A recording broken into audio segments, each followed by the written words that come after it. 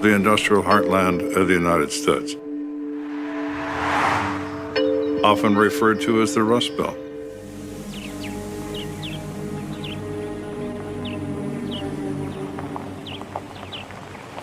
A fellow named Pete Anderson is on his way to meet a hunting friend whose name is Marvin Brown. They have a meeting set up at his hunting camp because he and Brown own some cattle together, and they've agreed to slaughter a few of them and divide up the meat.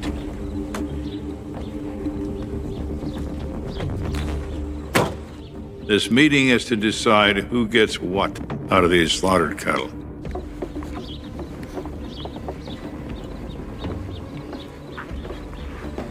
Hey, Marvin, it's Pete.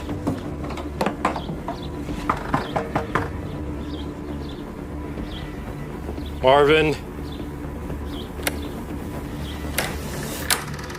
Marvin?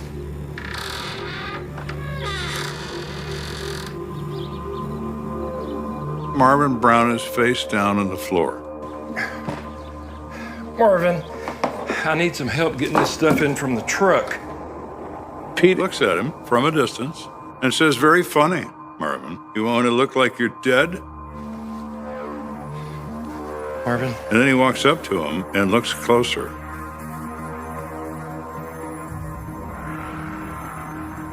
Checks his pulse, finds none. Powhatan Point is so small that violent death is a rare thing indeed. Marvin Brown's been there all his life, and he'll be there for his death, too.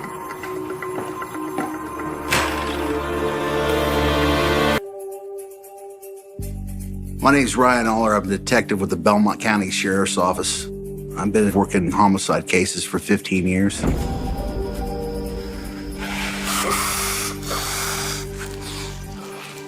The day I got the call, I was at home sick. I hadn't taken a sick day in probably 10 years.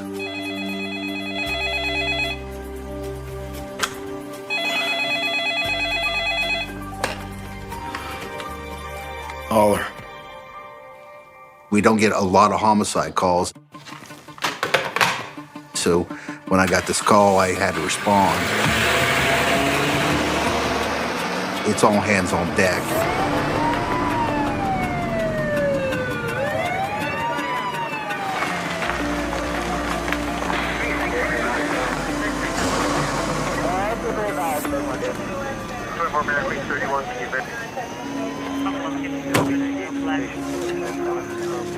So what are we looking at?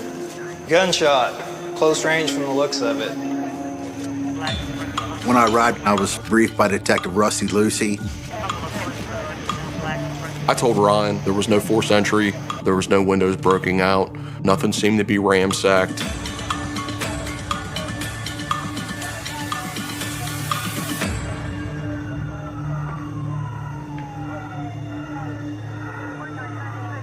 We had a male who was laying face down, appeared to be shot in the back. Position of the body tells us as investigators that the shooter was behind the person. Was it a interrupted burglary? Was it someone that the victim knew, that they felt comfortable turning their back on? We discovered his wallet with his ID. The victim has cash on him, which makes us believe that this wasn't some type of breaking and entering or home invasion type scenario. It did not take us very long to ID the victim at all. The victim used to be the mayor several years ago of Powhatan. Yeah, that's the mayor, all right. Damn. Marvin Brown was a very popular person in the community. Look up at me one more time. There we go. Marvin Brown had been mayor for a couple of years in Powhatan. He was a big, hearty, husky character. He would help anybody who needed it, but he wouldn't take any nonsense. When Chief Investigator Aller realizes the identity of that victim, he certainly knows this is going to be different. Murder is ugly, but high-profile murder is infinitely worse. It draws the maximum attention of the press and the public. It makes a very difficult investigation.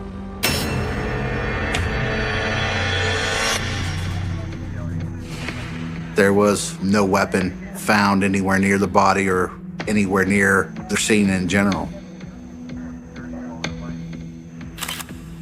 In the bedroom, next to the bed was a blanket. And then near the living room area, we discovered a 9mm shell casing.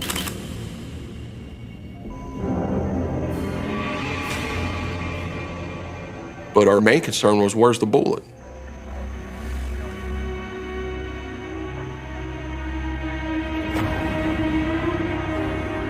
They see evidence of ricochet off a wall, but they don't find a slug. They think that's very odd. The bullet must have been pretty easy to see for the killer to take it. Because if they would have took the time to really look for it, they would have took the casing as well. That bullet must have been glowing. The big question is always why. Why is this gentleman laying in his hunting cabin, shot in his back?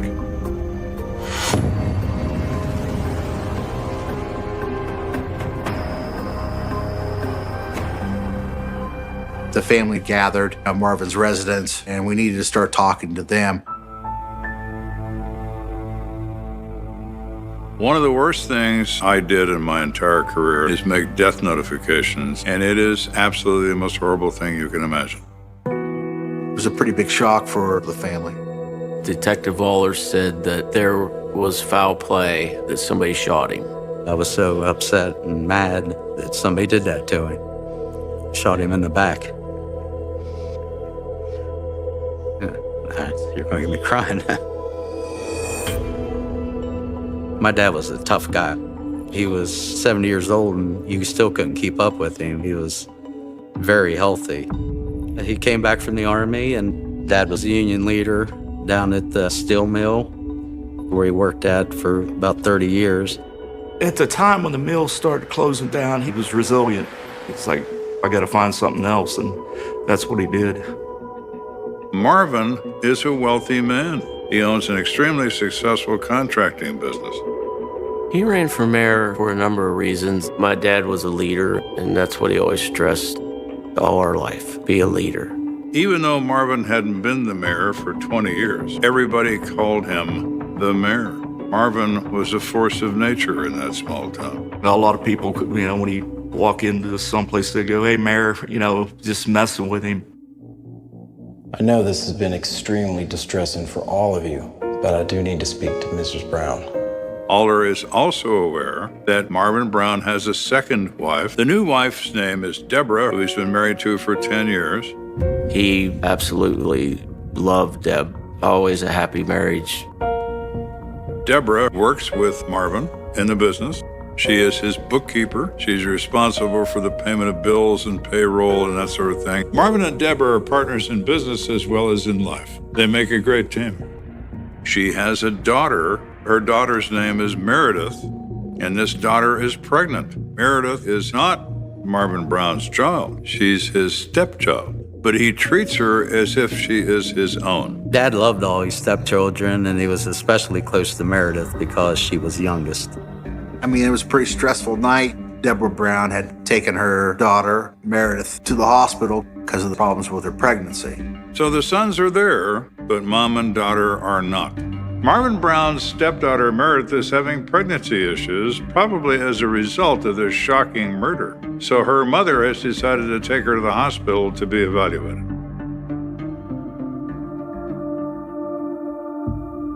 Can you walk me through where you've been today? The first idea is to establish alibis. What was everybody doing the day Marvin died? So they determined that the sons are all at work. Deborah and her daughter Meredith are shopping for baby furniture for the new arrival. They have no opportunity to commit the offense. Thank you.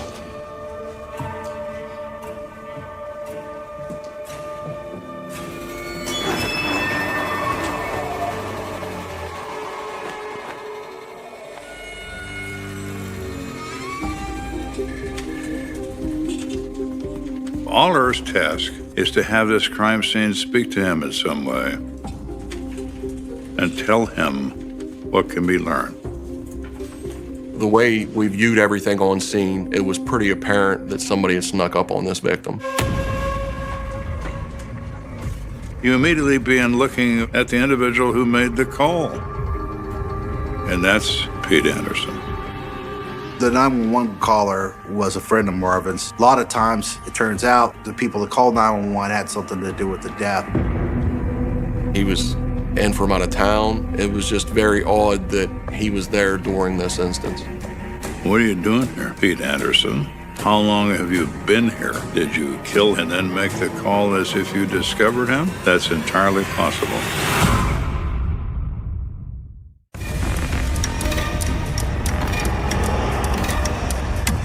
Pete Anderson is now in an interrogation room at the police department, as he is the one who is present when the police arrive with Marvin Brown dead on the floor in front of them.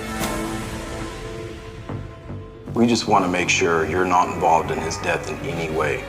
Sure, I understand. This person supplied us with their movements and receipts, and through ATM cameras, we proved 100% he definitely was not anywhere near Belmont County when Marvin was shot. We were able to rule him out as a suspect almost immediately. In homicide investigations, the expression is you run the wickets. You do what is obvious first, and what is next obvious next, and so on. And that's what they've done with Pete Anderson. All right, thank you for your time. So the next step is for Rusty and Aller to go to the coroner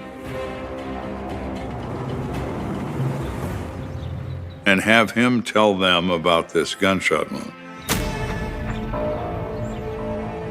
Mr. Brown was shot through the upper to mid portion of the right back. Without some kind of contraption set up to hold a gun and shoot himself, it's almost impossible for this to be a suicide. He didn't have what we call defense wounds on the hands and forearms, so it appears that he was not involved in an assault or a fight situation, and that he was quite surprised from behind. The shooter took advantage of the situation. He's there to kill Marvin Brown, and rather than confront him, he just shoots him in the back.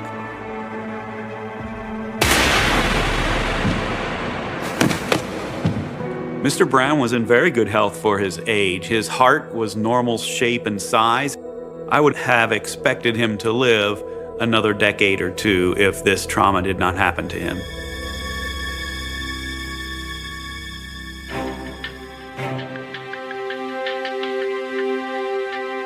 The day after Marvin was killed, I was just interviewing family and friends all day long.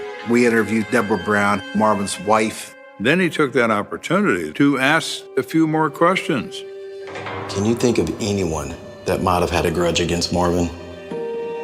Marvin is widely known as someone not to be trifled with. He has a long history, and long histories can come back to haunt you. There was this one thing that happened a few weeks ago, but we didn't think anything about it at the time.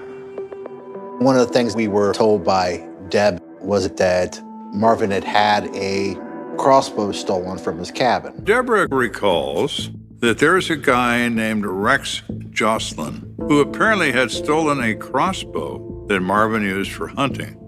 Marvin went out, and when he came back, he had the crossbow.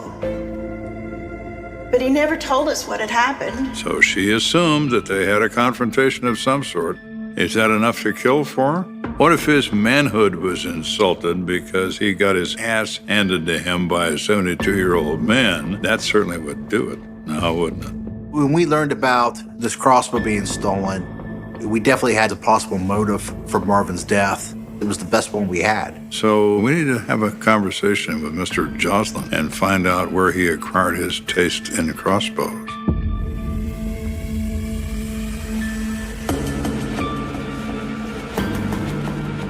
I'm Detective Aller with the Belmont County Sheriff's Office. We'd like to ask you a few questions. I was able to get a timeline for the whole day.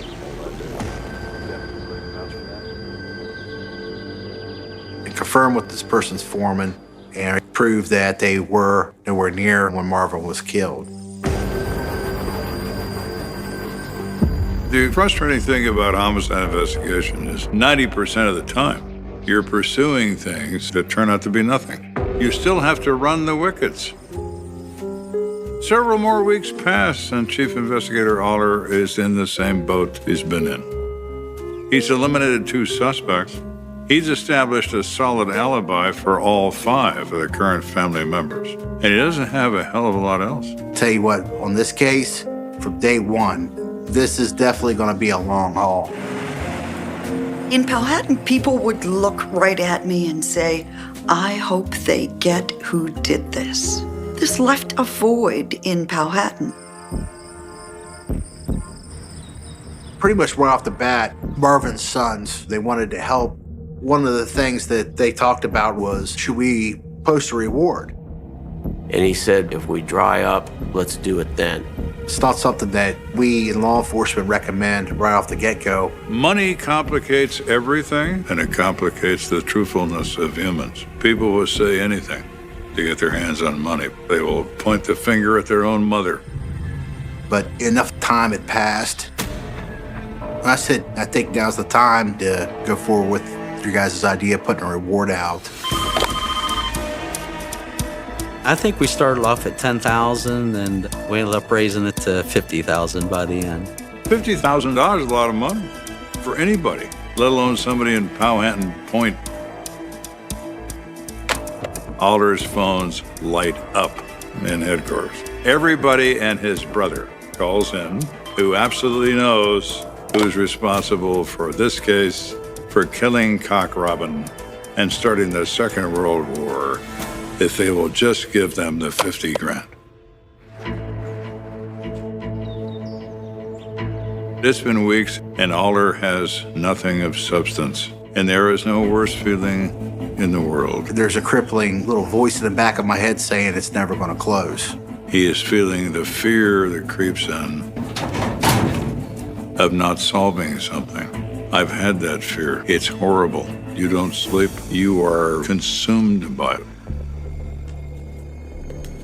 Aller is wading through this mess of people.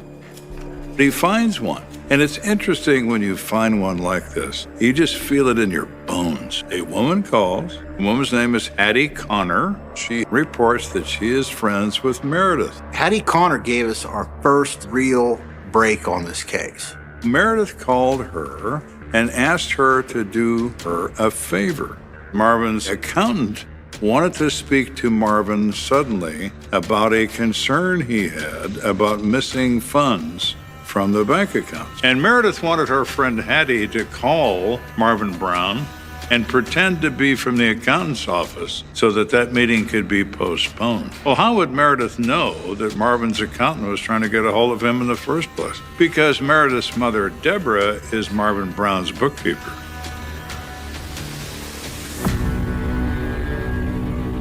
Meredith said that her mother needed some time to deal with something. So, she wanted you to call Marvin Brown and pretend you're from the accountant's office?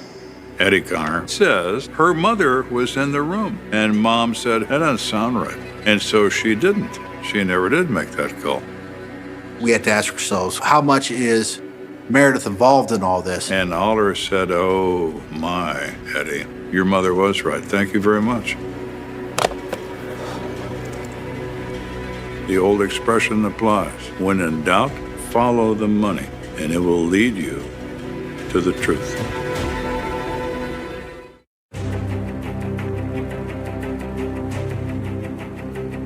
Thank you. So Aller is finally getting somewhere. He's got something to chew on. Doesn't prove anything, but it certainly puts him in the ballpark.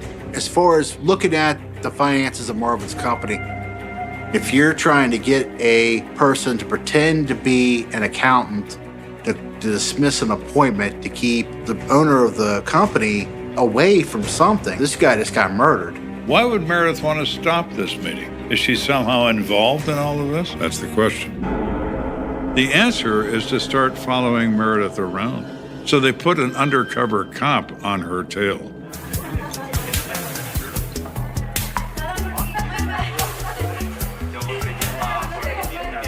Our investigation showed that Meredith had a drug habit. She had a very large pill problem. She was involved with multiple people that were known drug dealers. So now this cop starts asking questions around town about sweet little Meredith. At the time, Meredith was an attractive girl. People were telling us that she used drugs and she manipulated men through sex for drugs and money. No one had anything good to say about Meredith. Everything we learned about her was more suspicious as time went on.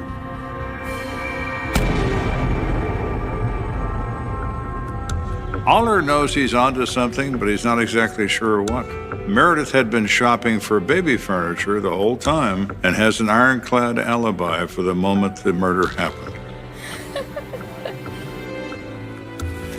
What he does know is that Meredith is living far from an average life, and she has a habit that she needs to feed.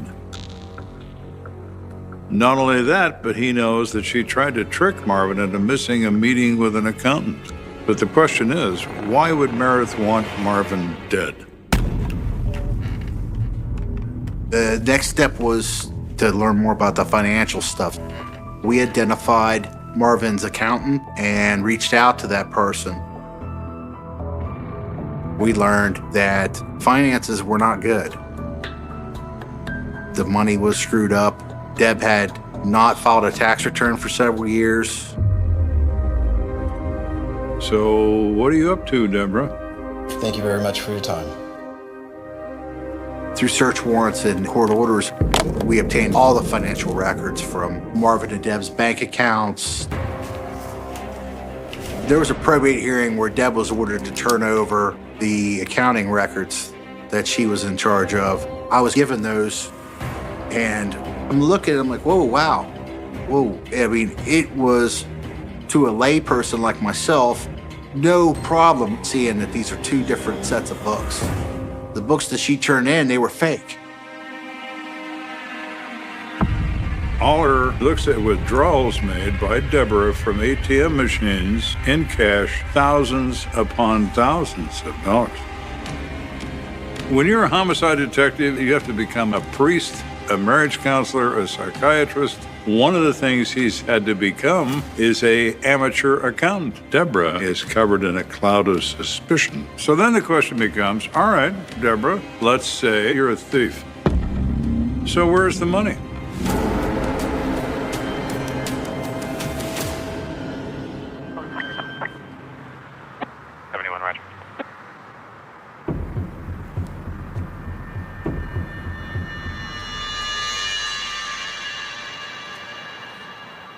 Deb doesn't appear to be someone that's living large. You're someone that's stealing hundreds of thousands of dollars. They're driving a brand new car, fancy vacations, things like that.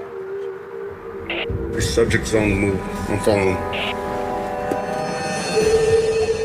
What are you up to, Deborah? What exactly do you need the money for? Now it becomes more than a pursuit of the money. It becomes a pursuit of what you did with it. In talking to different confidential informants in the Powhatan area, we learned not only Meredith had a bad prescription pill problem, Deborah did as well.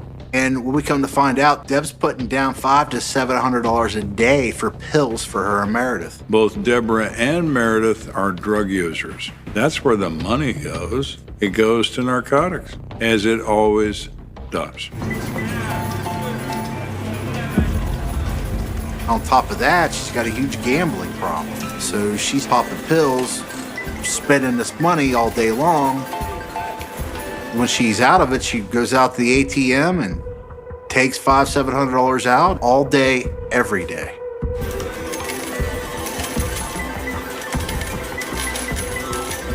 You'd look at a withdrawal for, let's say, $500 from an ATM right next to her favorite gambling parlor. I mean, she literally deleted that transaction from the books that she had turned into the court. The most dangerous machine in the casino is the ATM. Deborah is taking $500 hits in the ATM machine that's located across the street from her favorite casino. How convenient. In light of this new information, things appear a little different. The detectives begin to reassess the behavior of the widow, starting with the day of the murder. I remember that day. One thing that stood out is Deb kind of just took off. We had learned that Meredith was having some pregnancy issues. I thought it was very weird. There were multiple other family members that could have took her. This is her husband laying murdered. She just kind of takes off.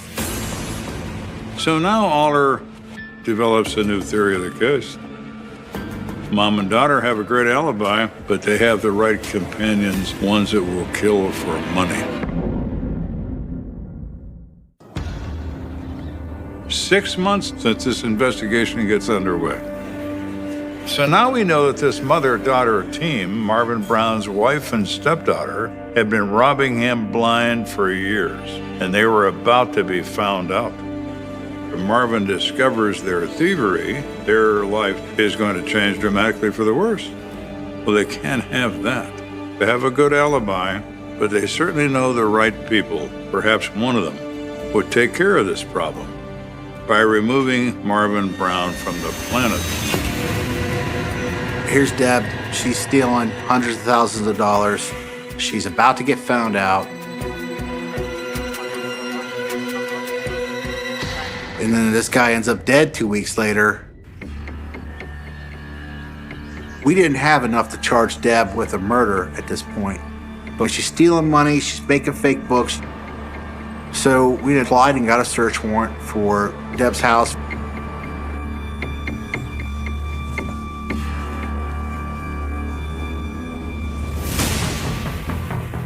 You never know what you're gonna come across in these types of searches. We found something very interesting.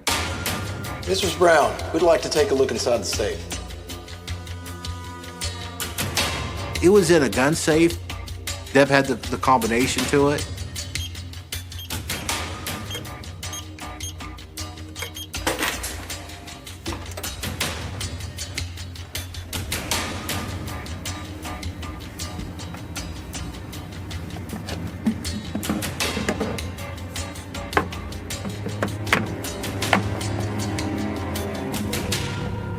We found a box for a compact 9mm pistol.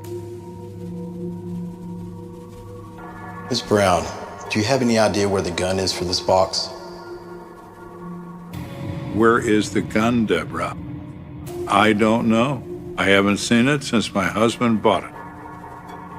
Now, is it possible that Deborah's lying? Well, that's the question. And it had the serial number of the pistol on it. And we were able to trace that back and find out who sold it. This gentleman, he actually remembered the transaction, and he's pretty sure that Marvin said that he bought it for his wife.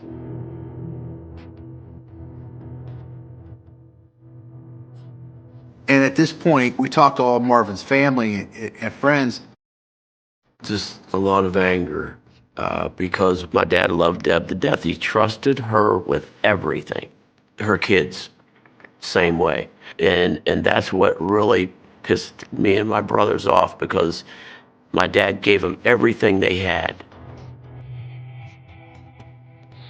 By this time, I could also talk to the accountant because, I was fiduciary. As soon as I received my fiduciary papers, me and my wife went to the bank and had them print out the last 6 months of transactions. My wife was in the car, and I handed her half of them, and I started looking at them, and she started crying almost immediately. It was just pages and pages of $500 ATM withdrawals. Marvin Brown's 3 sons are devastated by the loss of their father and by the involvement of the only person he really cared about, his wife, Deb. They cannot understand why Deb and her daughter Meredith would do such a terrible thing. The reason they can't understand it is they're not low-life drug addicts, and they can't achieve that level of depravity because they've never experienced it. Detective Aller asked if Dad was a guy that had a lot of handguns and pistols, and Dad wasn't a handgun guy. No one ever known him to own a 9mm. So finding out that he bought one, And that his wife had access to it and it's missing was huge for us. Now he has a set of cooked books. He has an empty gun box of the correct weapon made by the correct company. And all fingers point at Deborah Brown.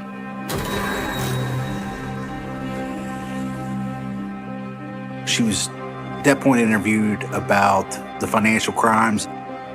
She knew we had her cold for all the financial stuff, so she admitted to taking the money for the drugs and the gambling and whatnot and hiding it from Marvin. But she held fast on not knowing anything about the murder. We could tie her to the embezzlement, but to put her directly in the murder in a court of law, we weren't there yet. Stand up. Deborah Brown, I am arresting you on suspicion of fraud. Alder is absolutely convinced that Deb and her daughter Meredith are the masterminds behind this death. But Alder can't prove it. He can't put a gun in their hand. He can't put them at the scene. He has no evidence to support it. So Alder decides the best pathway to that information is to start arresting the associates of Deborah and Meredith for sale and transactions in narcotics to see what they can tell him. We descended upon all criminal associates of Deb and Meredith we could think of. We squeezed them hard. And we ended up busting several of Meredith's drug dealer boyfriends for trafficking drugs. We want information. We want help. They arrest a number of these people, but they tell them nothing. But there's one guy whose name keeps coming up again and again, and his name is Stephen Moore. You should talk to Stephen Moore. That guy hangs around Meredith all the time.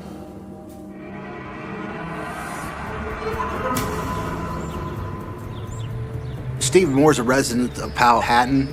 He's well known in the sheriff's office, extremely long criminal history for theft and drug offenses. Moore had been involved with Meredith for several years. We definitely started looking at Moore for being involved in this homicide. This whole operation was our last shot, and we had to do it just right.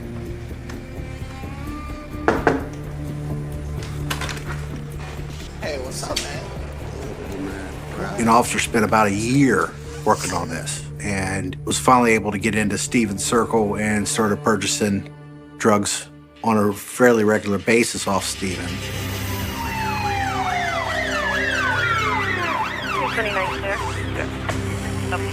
But finally, we executed a search warrant at Stephen's house.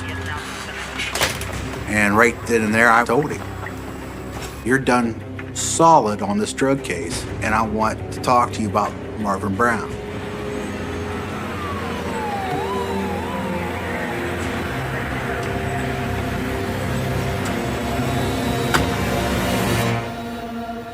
Tell me what happened, Stephen. Okay, so here's the shut up. I want to help you out. Stephen said, "Hey, yeah, I do. I do want to talk." And at first, I'm like, I just can't believe, because the whole time on this case, I'm like the dog that gets kicked. But finally, it's starting to happen. Stephen is surrounded by demons. Stephen has to stop feeling this way. If you don't kill every day, the guilt eats at you. You begin to see the victim in people's faces. You begin to see all sorts of demons come out of the darkness because you're a murderer.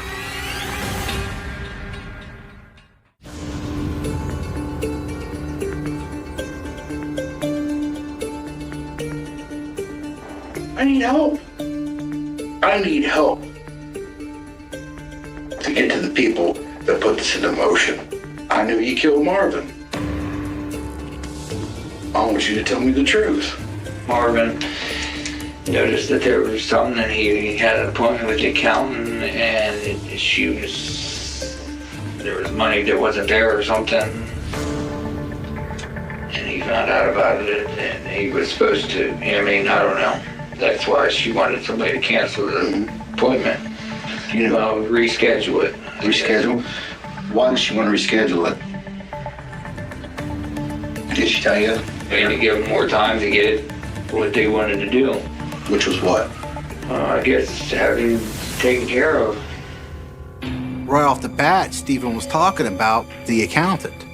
Stephen said Meredith planned to have the accountant called by someone else to give Meredith and Deb time to plan the murder of Marvin. Their mom would pay somebody if they could get rid of this. And Get rid of what? him. Kill him? Yeah. And then, as he's telling me everything, all this guilty knowledge starts leaking out. But I know you had a weapon. What kind of weapon did you have? I think it was a high point. A high 9mm. So who gave you that gun?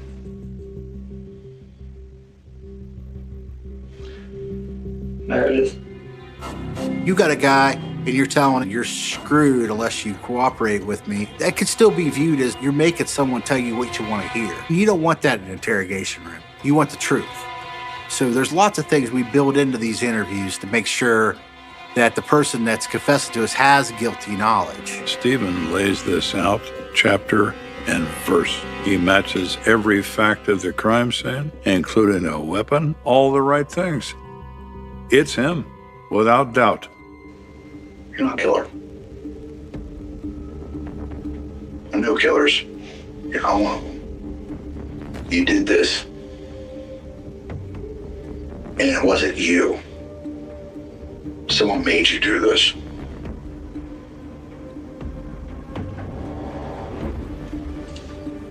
Don't let her win, Stephen. Tell me what happened. You shot Marvin Brown. Stephen, who shot Marvin Brown? Me. And eventually, he owed up the fact that he was the one that shot Marvin. Stephen tells Aller that Deborah gave him $12,000 to kill Marvin Brown. You call me when it's done.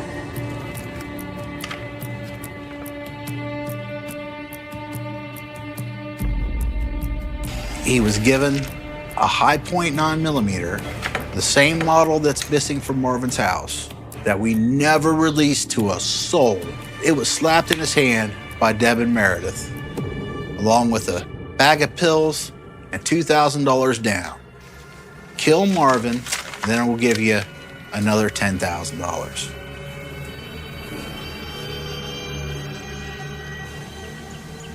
Stephen tells Aller in his confession that Meredith told him when he should be at the cabin, as she had set up her alibi to be furniture shopping for the baby.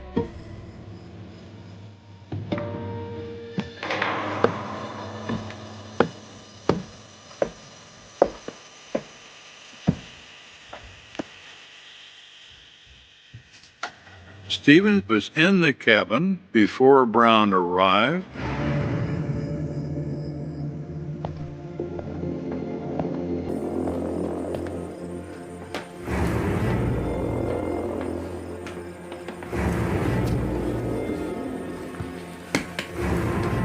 Okay. Where were you? Over here under a blanket.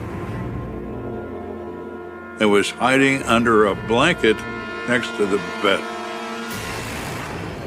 Back to the crime scene. Right next to that bed was a blanket, just like he said. No one knew that. No one knew that. But you had to been at that crime scene. And I'm at this point, I'm just like, oh, tell me more, Stephen. Tell me more.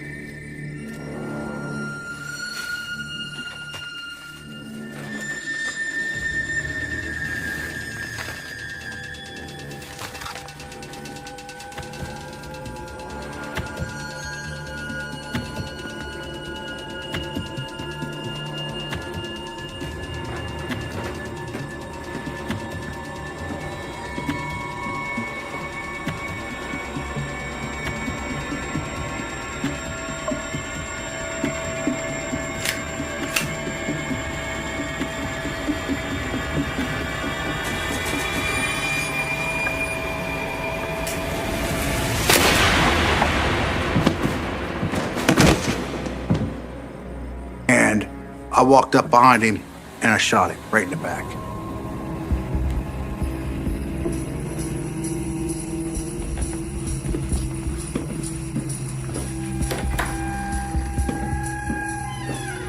I saw a bullet, I picked up the bullet, and I left. I said, "Why did you take the shell casing?" He says, "I didn't see it." Stephen the genius says, "I didn't see it." Oh, okay. I forgot you're a moron, Stephen. That's probably my fault. Stand up for me, please. Stop right there. Place your arms behind your back. So Aller now has what he needs, a detailed confession of how this crime occurred, and it was planned by Deborah and Meredith. That certainly should do it, but somehow, maybe it's just not going to. It was 5 years before it came to a conclusion. The prosecutor and the assistant prosecutor who ran this case wanted to be very cautious. When you are asking a jury to believe a witness, you must be able to convince a jury that this person is credible, that their information is reliable, and they certainly can't do that with Stephen Moore. Stephen Moore's stories began to change on such a level that using him as a witness was not ever going to be possible in a court of law. Stephen is an unreliable witness. He does not have a specific way to prove he ever received $12,000 from anyone. So in the opinion of the district attorney, none of that adds up to clear and convincing. March 20th, 2015, Deborah Brown pleads guilty to theft and tampering with evidence. She serves 3 years in prison for these crimes.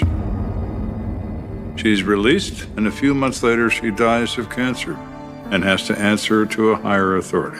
And exactly 3 years later, March the 19th of 2018, Meredith is arrested. But we were able to get an arrest warrant for Meredith based off of Stephen's confession. At that point, she had moved. She was in West Virginia. We had to supply West Virginia with the warrant affidavit. Somehow, my affidavit ended up in the hands of a local news media. When it became public record and was on the 5 o'clock news, it's ruined. Meredith was indicted for other crimes. She was not indicted for the homicide. Meredith was convicted of obstruction of justice and is sentenced to 2 years home confinement. Neither woman was charged with murder. Stephen, on the other hand, decides to plead guilty to first-degree murder in the death of Marvin Brown. He is sentenced to life in prison plus 17 years in the state of Ohio, where he remains today.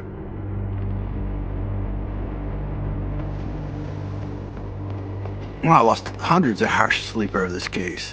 From 2013 to 2018, it's an eternity to work a murder case. I think people still feel that not everyone who had a hand in it has been brought to justice. Just the disappointment of Deborah and Meredith getting away. I would gladly let Stephen walk away to watch them two go to prison the rest of their life. There's so many things that... On the morning of April 20th, 1999, Columbine High School looked exactly the way a school should. Cars rolled into the parking lot one after another. Students stepped out carrying backpacks that felt heavier with textbooks than with worry. Some hurried toward first-period classes with unfinished homework folded inside notebooks. Others lingered on the sidewalks, laughing about weekend plans, college applications, spring sports, and the ordinary conversations that seem too small to remember until history decides they are the last normal moments. The Colorado sky stretched above Littleton with the clear, bright calm of an early spring day. Snow still rested on distant mountain peaks, but around the school, winter had finally loosened its grip. Trees were beginning to wake, patches of fresh green appeared across the campus, and the air carried the promise of warmer afternoons. Nothing about the weather hinted that this day would become one of the darkest chapters in modern American history. 4,000s of students, Columbine High School was simply another Tuesday. Teachers prepared lesson plans. The cafeteria staff arranged lunch for the approaching midday rush. Phones rang inside administrative offices. Bells divided the morning into familiar routines that everyone trusted without question. Schools are built upon repetition. Every hallway, every classroom, every locker represents the expectation that tomorrow will resemble today. No one walking through those halls believed that assumption could disappear before lunchtime. Years later, investigators would reconstruct timelines measured down to the second. Security footage would be analyzed frame by frame. Emergency radio recordings would be replayed countless times. Court documents, witness interviews, photographs, journals, and thousands of pages of investigative files would attempt to explain how a single morning transformed into a national tragedy. Yet before all of that evidence existed, before headlines circled the globe and documentaries filled television screens, there was only an ordinary school day unfolding exactly as it had hundreds of times before. That ordinary beginning is perhaps the most unsettling part of the story. History often announces itself with warning signs that become obvious only in hindsight. Looking backward, people search desperately for moments where someone could have noticed something, said something, or changed something. They imagine invisible crossroads hidden inside everyday life. But on that April morning, those crossroads remained invisible to almost everyone. Parents kissed their children goodbye without knowing it would be the last time. Friends separated after walking through the front entrance, assuming they would meet again after class. A teacher reminded students about an upcoming assignment. Another smiled at teenagers complaining about exams. Someone borrowed a pencil. Someone forgot a jacket. Someone planned to ask another student to prom. Tiny moments unfolded across the campus, each one insignificant by itself, together forming the final portrait of a community that still believed the rest of the day belonged to them. It did not. When people remember Columbine today, many remember the images that appeared on television screens across the world. Students running with their hands above their heads. Emergency vehicles surrounding the campus. Parents gathering behind police lines, searching every face that emerged from the building. Helicopters hovering overhead as live broadcasts carried confusion into millions of homes. Those images became symbols. But symbols can sometimes erase the people inside them. Behind every photograph was a teenager who had dreams extending far beyond graduation. Behind every classroom door were teachers who had chosen education because they believed schools should be places where curiosity outweighed fear. Behind every phone call that afternoon was a family waiting for an answer they desperately hoped would come. The tragedy at Columbine was never just a story about violence. It became a story about interrupted futures. The events of April 20th reshaped conversations far beyond Colorado. Parents began asking questions they had never imagined asking before sending children to school. Educators reconsidered emergency procedures that had seemed almost unnecessary. Law enforcement agencies across the United States examined how officers should respond to active attacks. Researchers spent years studying warning behaviors, crisis intervention, school safety, mental health, and the complex web of factors that can contribute to acts of extreme violence. Yet even after decades of investigation, one uncomfortable truth remains. There is no single explanation. No simple answer can account for the suffering that unfolded inside Columbine High School. Attempts to reduce the tragedy to one cause have repeatedly fallen apart under careful examination. The evidence points instead toward a complicated convergence of personal grievances, violent fantasies, planning, access to weapons, and psychological factors that cannot be compressed into a single headline or a single sentence. Complexity, however, offers little comfort to families whose lives changed forever. For them, history is not measured in academic debates or investigative reports. It is measured in birthdays that passed with empty chairs. Graduation ceremonies where certain names were spoken only in remembrance. Holiday dinners forever divided into life before April 20th and life after April 20th. The years continued. Time moved forward because it always does. But for many people connected to Columbine, the calendar never truly left that Tuesday morning. There is another reason this story continues to resonate decades later. Columbine marked a turning point not because it was the first act of school violence in American history, but because it fundamentally altered how society imagined schools themselves. Before that day, many people viewed classrooms as places naturally insulated from unimaginable violence. Afterward, that assumption could no longer be taken for granted. The psychological impact extended far beyond those who were physically present. Students across the country began participating in lockdown drills that previous generations had never experienced. Architects reconsidered school design. Police departments revised tactical training. Mental health professionals developed new approaches for identifying concerning behaviors before crises escalated. Legislators, educators, parents, researchers, and communities entered debates that continue to this day. Every discussion traces at least part of its origin back to Columbine. But before it became a turning point for a nation, it was home to individuals whose stories deserve to be remembered with care rather than reduced to statistics. This is not simply a timeline of a crime. It is an examination of a community, an investigation into decisions that accumulated over time, and an effort to understand how an ordinary Tuesday became a date recognized around the world. It is also a reminder that behind every document collected by investigators stood human beings experiencing fear, confusion, courage, grief, and hope in ways no official report could ever fully capture. The facts matter. The evidence matters. The lessons matter. Yet perhaps what matters most is remembering that the people whose lives intersected at Columbine were never characters in a story. They were students eager to finish another school year. Teachers devoted to helping young people build futures. Parents expecting an ordinary afternoon pickup.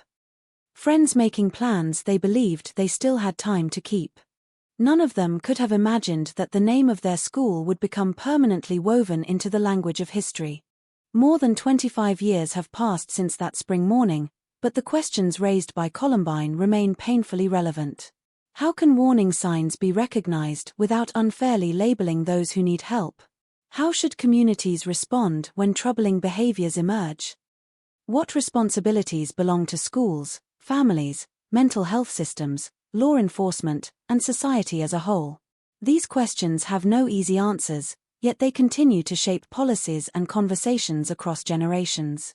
To understand why, we must return to the beginning, not to sensationalize what happened, but to carefully examine the people, the environment, the decisions, and the sequence of events that forever changed countless lives.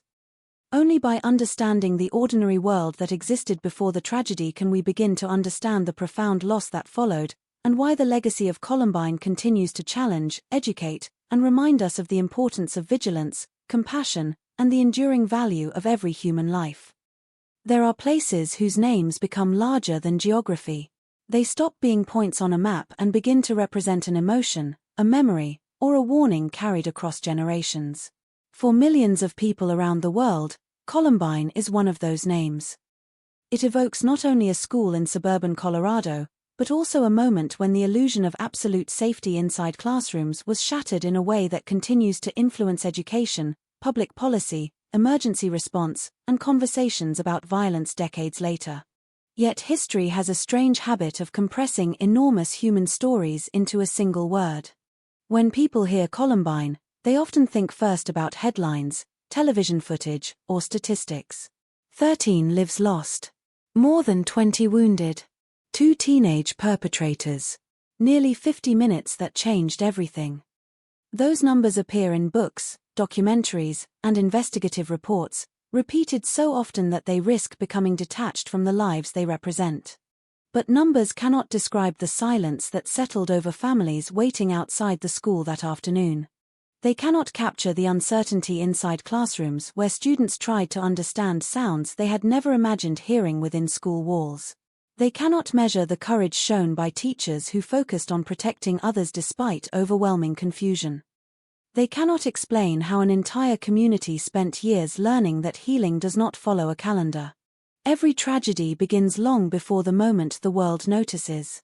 Long before emergency vehicles surrounded Columbine High School, before reporters rushed toward Littleton, before investigators filled evidence rooms with photographs, journals, computers, and witness statements, there existed hundreds of ordinary stories unfolding side by side.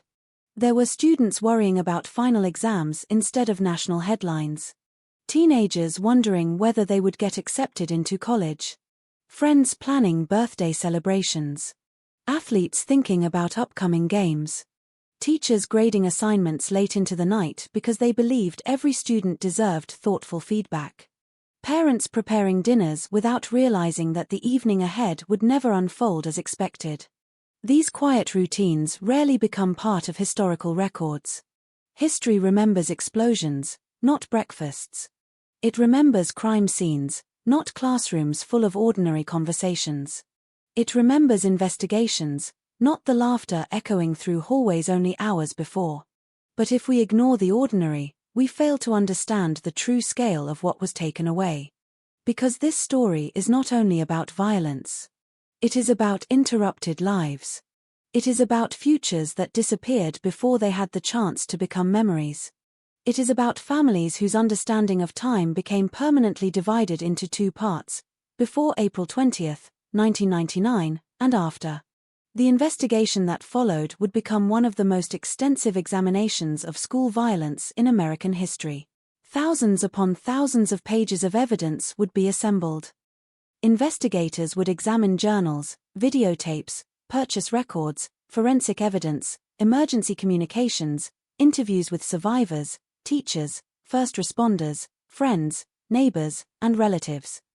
Psychologists, criminologists, journalists, and scholars would spend years attempting to understand how two students planned an attack over many months without the full scope of their intentions being recognized in time. Even with all of that information, complete certainty remained out of reach. Some myths that spread in the immediate aftermath proved inaccurate. Some early assumptions were corrected years later. Some questions still have no definitive answers. That uncertainty is important. Stories built around real tragedies deserve honesty more than certainty where certainty does not exist. Over the years, countless explanations have been proposed. Some focused almost entirely on bullying. Others blamed popular culture, violent entertainment, music, or the internet. Still others searched for one decisive psychological explanation that could neatly organize every piece of evidence. The reality revealed by investigators was considerably more complex. The available evidence suggests a combination of factors rather than a single cause. Planning, personal grievances, violent ideation, psychological issues, access to weapons, and a desire to carry out a mass casualty attack all formed part of a much larger picture. Reducing such a complicated event to one simple explanation risks obscuring the very lessons that might help prevent future tragedies. Perhaps that is one of the most difficult truths surrounding Columbine. Human beings naturally seek simple answers because simple answers provide emotional comfort. Reality often refuses to cooperate. As this story unfolds, there will be moments that seem almost impossible to comprehend. Decisions that appear irrational. Opportunities that, in retrospect, seem painfully obvious. Documents that reveal months of preparation hidden beneath the surface of ordinary teenage life. There will also be moments of remarkable courage shown by educators, emergency responders, medical personnel, and students whose actions helped save lives amid overwhelming chaos. Those moments deserve to be remembered alongside the tragedy itself. Because darkness alone never tells the complete story. The people inside Columbine that morning were not defined solely by what happened to them. They were classmates helping each other finish homework. Teachers encouraging young people to imagine brighter futures. Friends sharing jokes in hallways. Families believing another normal school day had begun. That humanity remains the foundation of this story. As the years passed, Columbine became more than a criminal investigation. It became a case study examined in police academies. A subject discussed in psychology departments. A turning point in emergency response training. A reference point in debates over school safety, youth mental health, media influence, firearm access, and violence prevention. Each generation has revisited the tragedy with new questions, new research, and new perspectives, searching not only for understanding but also for ways to reduce the likelihood of similar events occurring again. Yet despite decades of analysis, one element has never changed. The grief. Grief does not become smaller simply because time passes. It changes shape. Communities rebuild. Students graduate. Buildings are renovated. Policies evolve. Children grow into adults. But absence remains remarkably persistent. An empty seat at a family gathering. A birthday remembered instead of celebrated. A photograph framed on a wall that quietly marks the passage of years. These are the consequences that statistics cannot express. This documentary is not an attempt to transform tragedy into spectacle. It is an effort to understand a pivotal event through documented evidence, careful chronology, and the experiences of the people whose lives were forever altered.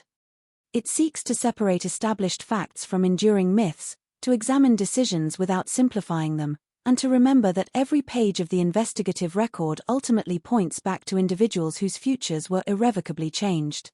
Before we reach the timelines, the forensic evidence, the investigation, and the legal aftermath, we must first return to a place where none of those things yet existed.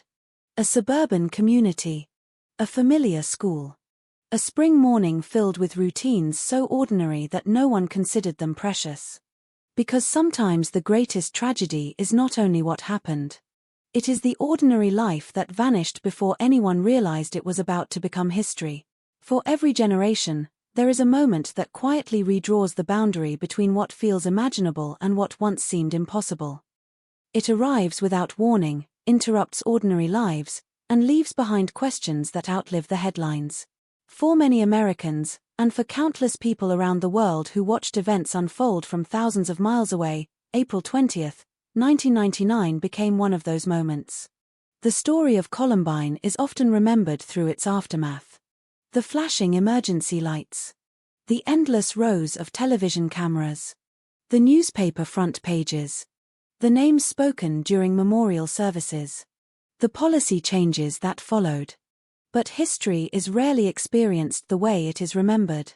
Those who lived through that day did not know they were standing at the beginning of an event that would be studied for decades. They were simply moving through another Tuesday, making ordinary decisions that would later acquire extraordinary significance only because of what happened next. There is something profoundly unsettling about ordinary mornings. Not because they contain obvious signs of danger, but because they rarely do. Life continues through habits so familiar that they almost disappear from notice. A student reaches automatically for a locker combination memorized months earlier. A teacher straightens papers on a desk before the first class arrives. Friends exchange quick greetings in passing, already assuming they will continue the conversation later. Parents return to work believing the school day will unfold exactly as every other school day has. Routine creates trust. Trust allows communities to function. Schools, perhaps more than any other public place, depend upon that trust. Every classroom rests upon an unwritten promise that learning can only flourish where students feel secure enough to focus on tomorrow rather than fear today. When that promise is broken, the consequences extend far beyond a single building. In the years after Columbine, educators, psychologists, law enforcement agencies, lawmakers, journalists, and researchers would revisit April 20th again and again. Thousands of documents would be examined. Witness testimony would be compared. Timelines would be reconstructed with remarkable precision. Every available piece of evidence would contribute to an effort not only to understand what happened but also to ask whether similar tragedies might one day be prevented. Some answers emerged. Others never did. That distinction matters. Real investigations are often less satisfying than fictional mysteries. Evidence can explain actions without fully explaining motives. Psychological evaluations can identify patterns without offering certainty. Documents can establish chronology while leaving deeper human questions unresolved. The desire for simple conclusions is understandable. Yet the truth is rarely simple. Columbine has often been surrounded by misconceptions that spread rapidly in the immediate aftermath. As investigators gathered more evidence over the following years, many early assumptions required revision. Some widely repeated narratives proved incomplete or inaccurate. The fuller picture that emerged was more complicated than many people expected, reflecting the intersection of multiple personal, psychological, and situational factors rather than a single, easily identifiable cause. Recognizing that complexity does not lessen responsibility. Nor does it diminish the suffering endured by victims, survivors, families, teachers, first responders, or an entire community forced to rebuild after profound loss. Instead, it reminds us that preventing future violence demands careful attention to evidence rather than comforting myths. This is why the story deserves patience. Not because every question can be answered, but because every verified fact helps replace speculation with understanding.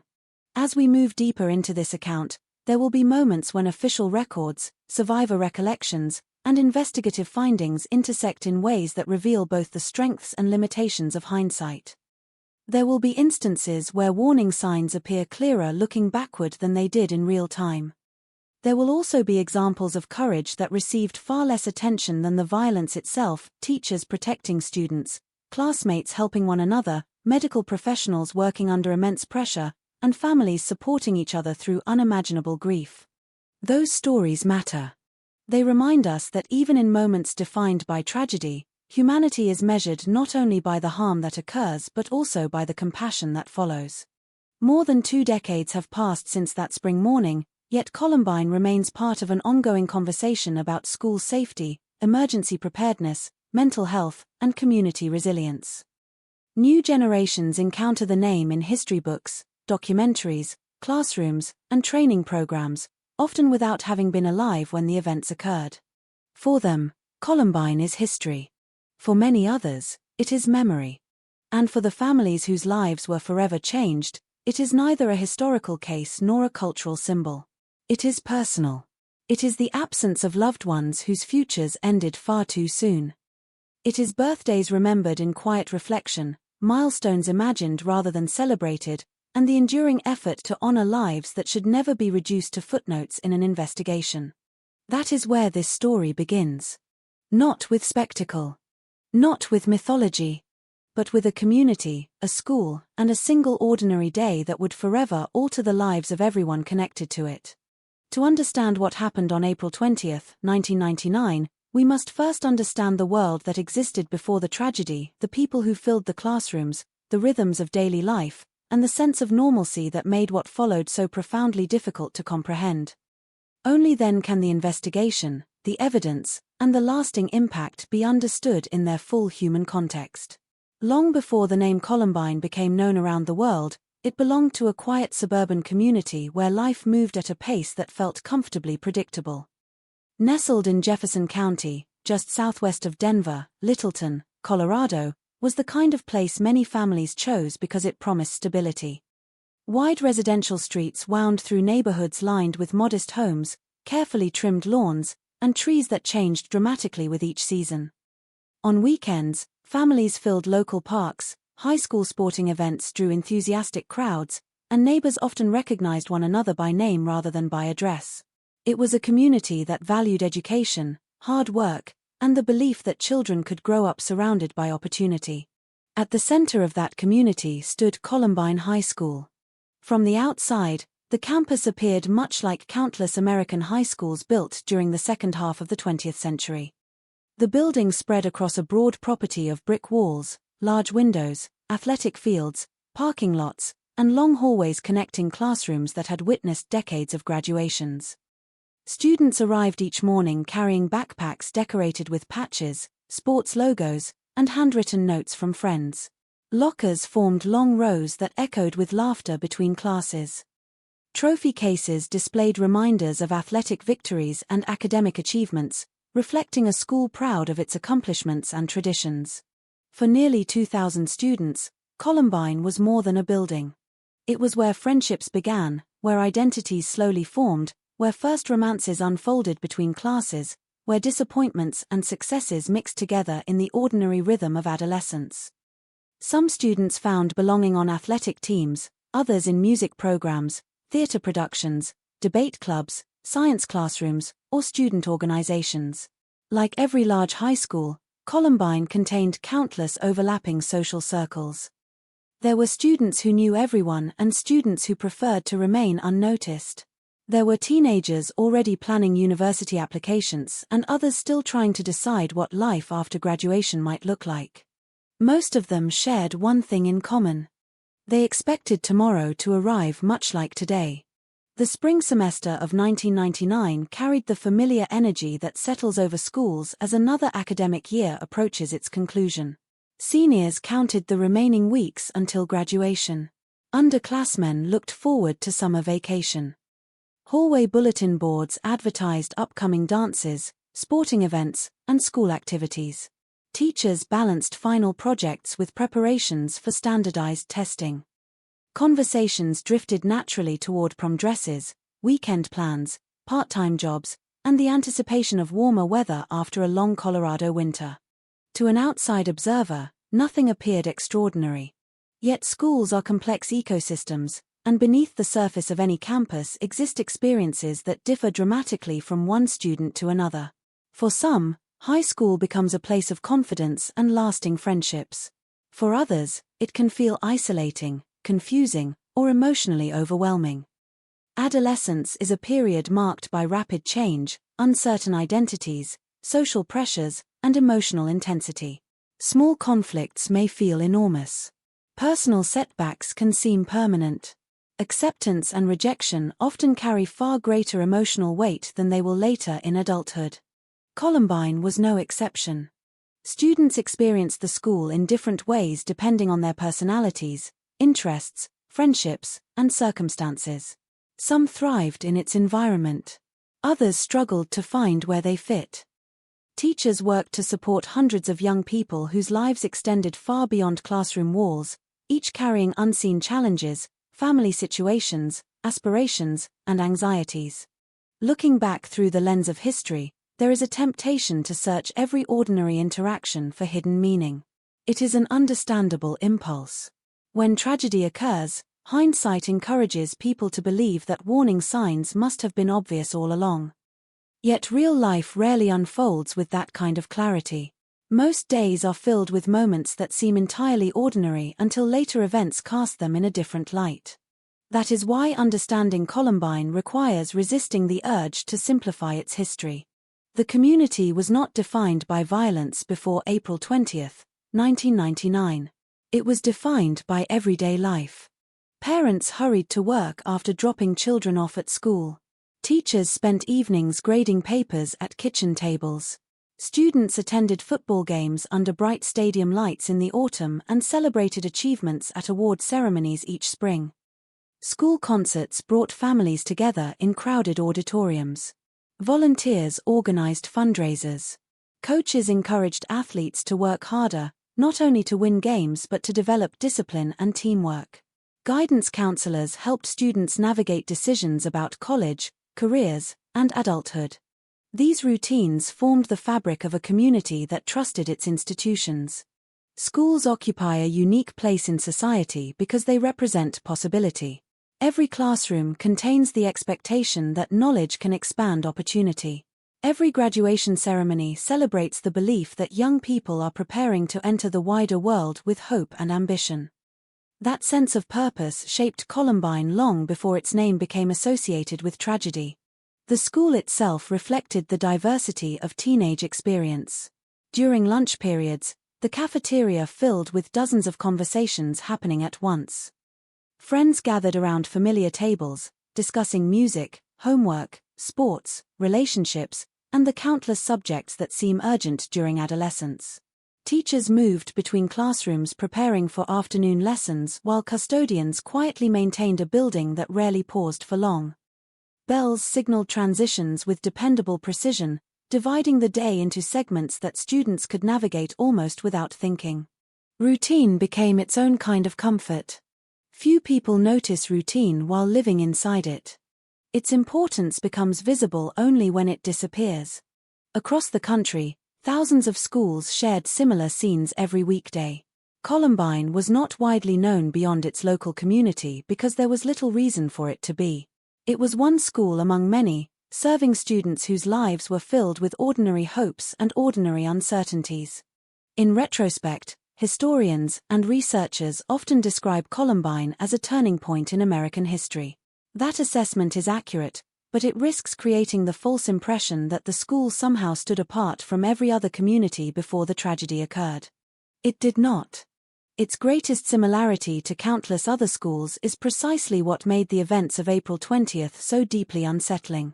If something so devastating could happen in a place that appeared so ordinary, people began asking whether it could happen elsewhere. That question would echo across the United States for years. Parents who had never worried about school safety suddenly found themselves thinking differently. Educators reconsidered emergency procedures. Law enforcement agencies examined tactical responses to rapidly unfolding attacks. Researchers expanded efforts to understand violence prevention, behavioral warning signs, and crisis intervention. Conversations that continue today can often trace part of their origin back to the questions raised by Columbine.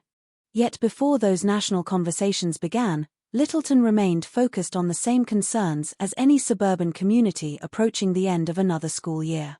Baseball seasons continued. Homework accumulated. Teachers encouraged students preparing for final exams.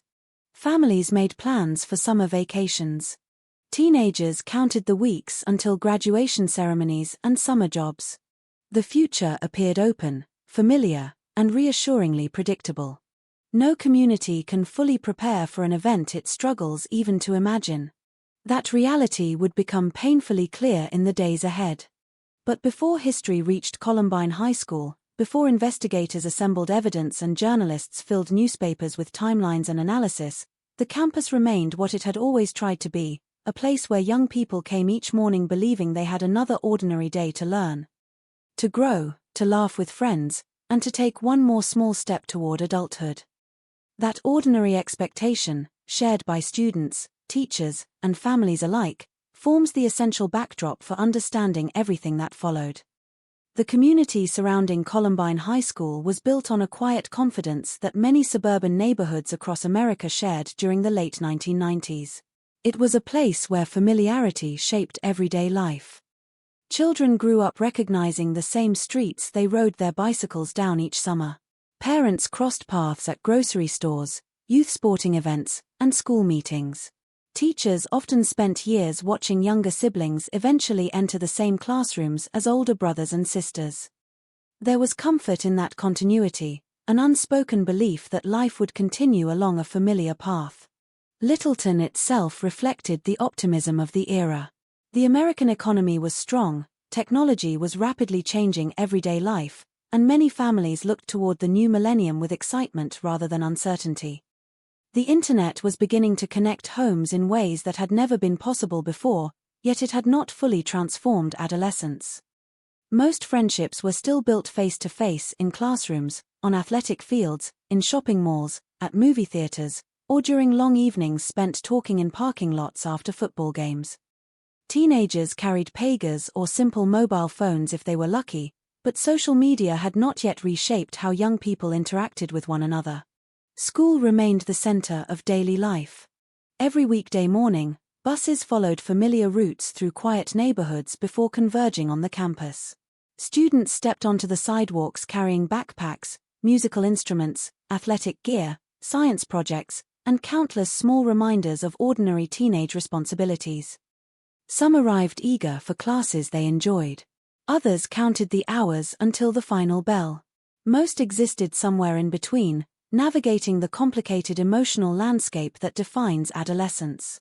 Inside the building, the atmosphere changed throughout the day like the rhythm of a living organism. Before the first bell, hallways buzzed with conversations interrupted by laughter echoing off rows of lockers. Teachers greeted students by name, reminding them about assignments or asking how a recent competition had gone. In classrooms, sunlight filtered through large windows onto desks already scattered with notebooks, calculators, and textbooks.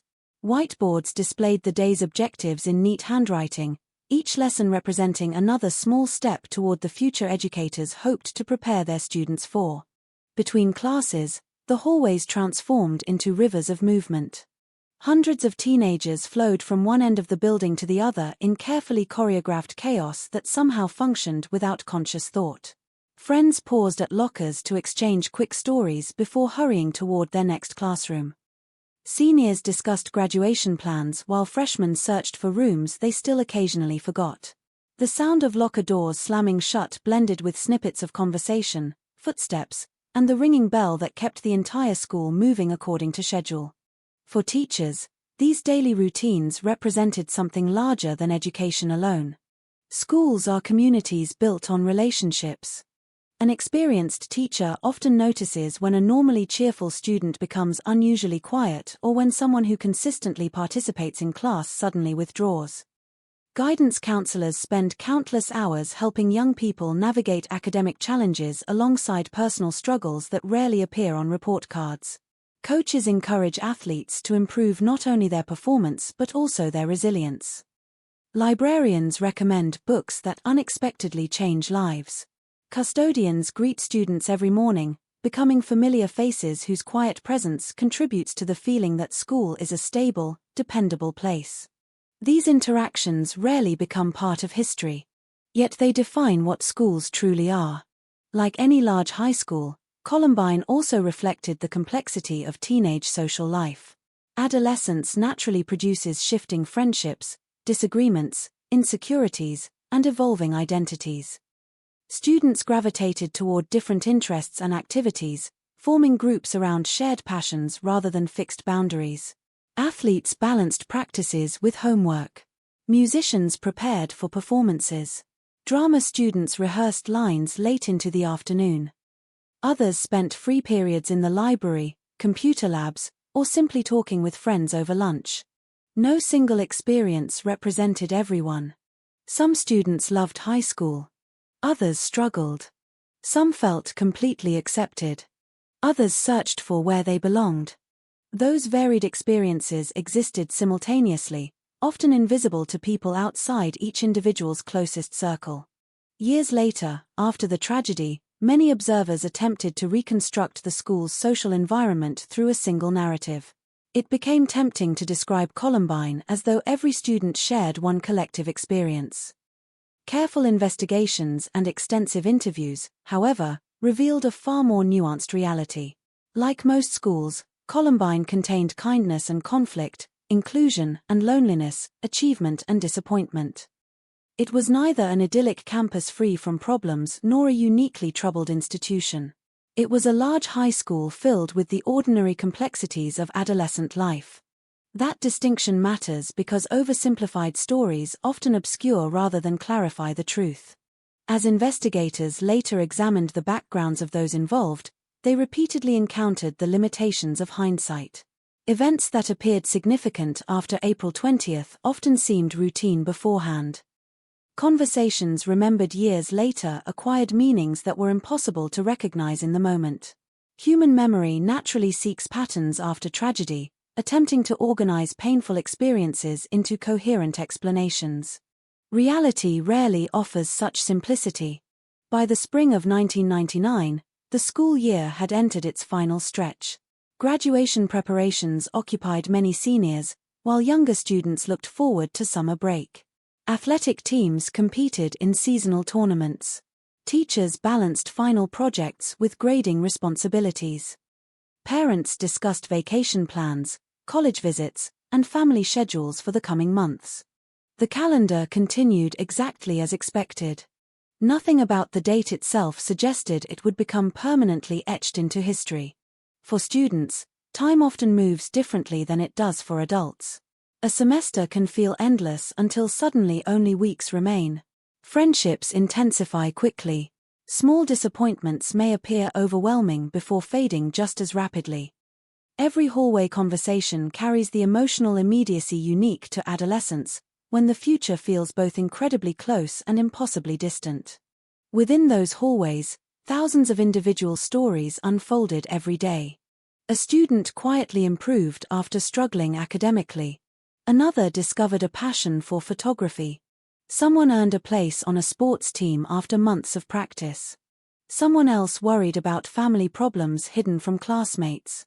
Teachers celebrated small victories that rarely attracted attention, a reluctant reader finishing a novel, a shy student volunteering an answer for the first time, a difficult concept finally making sense. Education often progresses through moments so small they almost escape notice. Accumulated over years, they shape lives. Looking back now, it is easy to focus exclusively on what happened during one terrible morning.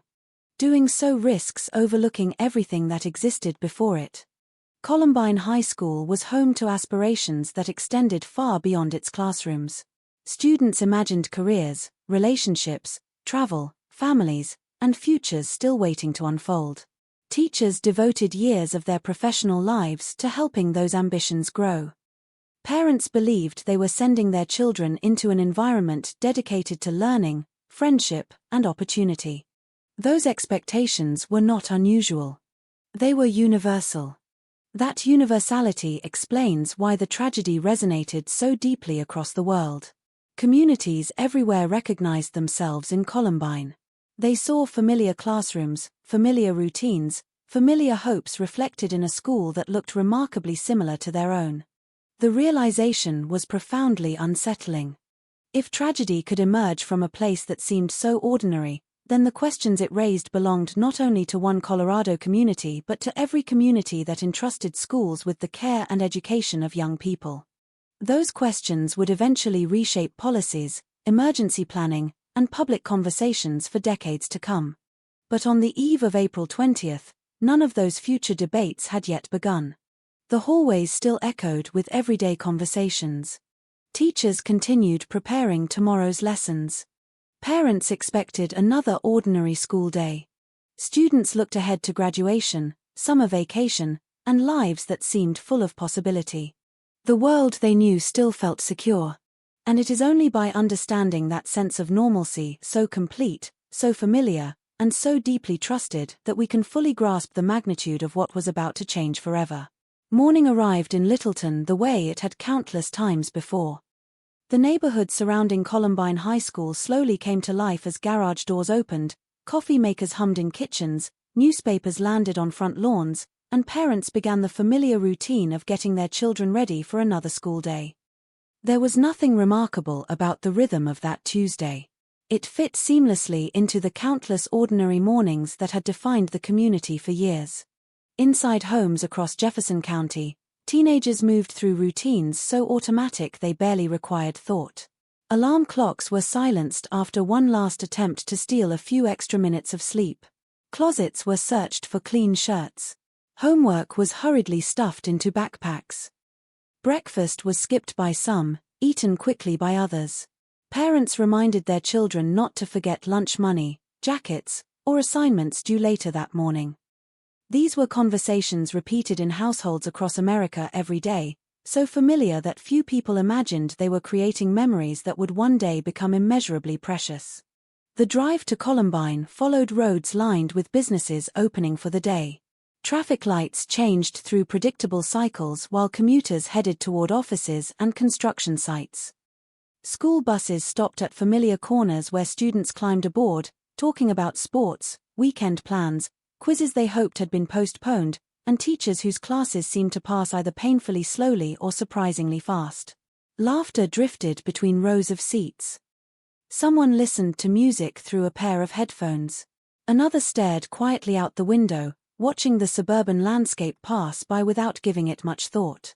For many students, high school had become a collection of habits rather than conscious decisions. They knew exactly where they usually parked, which entrance they preferred, which hallway would become crowded after first period, and where their friends typically gathered before class. The campus itself encouraged routine. Lockers stood in orderly rows, classrooms waited behind familiar doors, and the ringing bell divided each day into predictable chapters. It was an environment built upon repetition, where stability was not merely expected but essential to learning.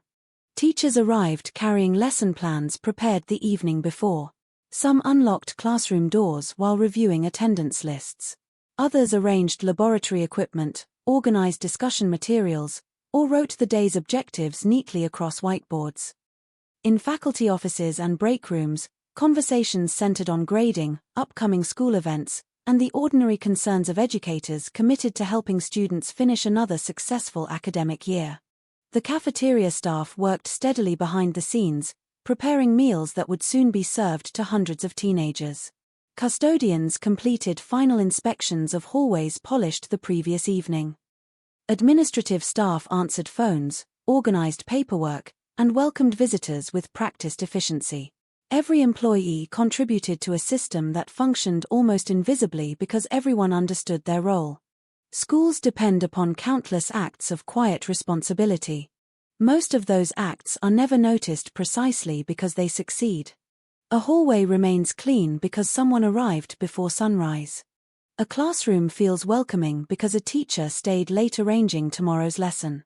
Students move safely between classes because administrators, counselors, office staff, and maintenance crews coordinate work that rarely receives recognition.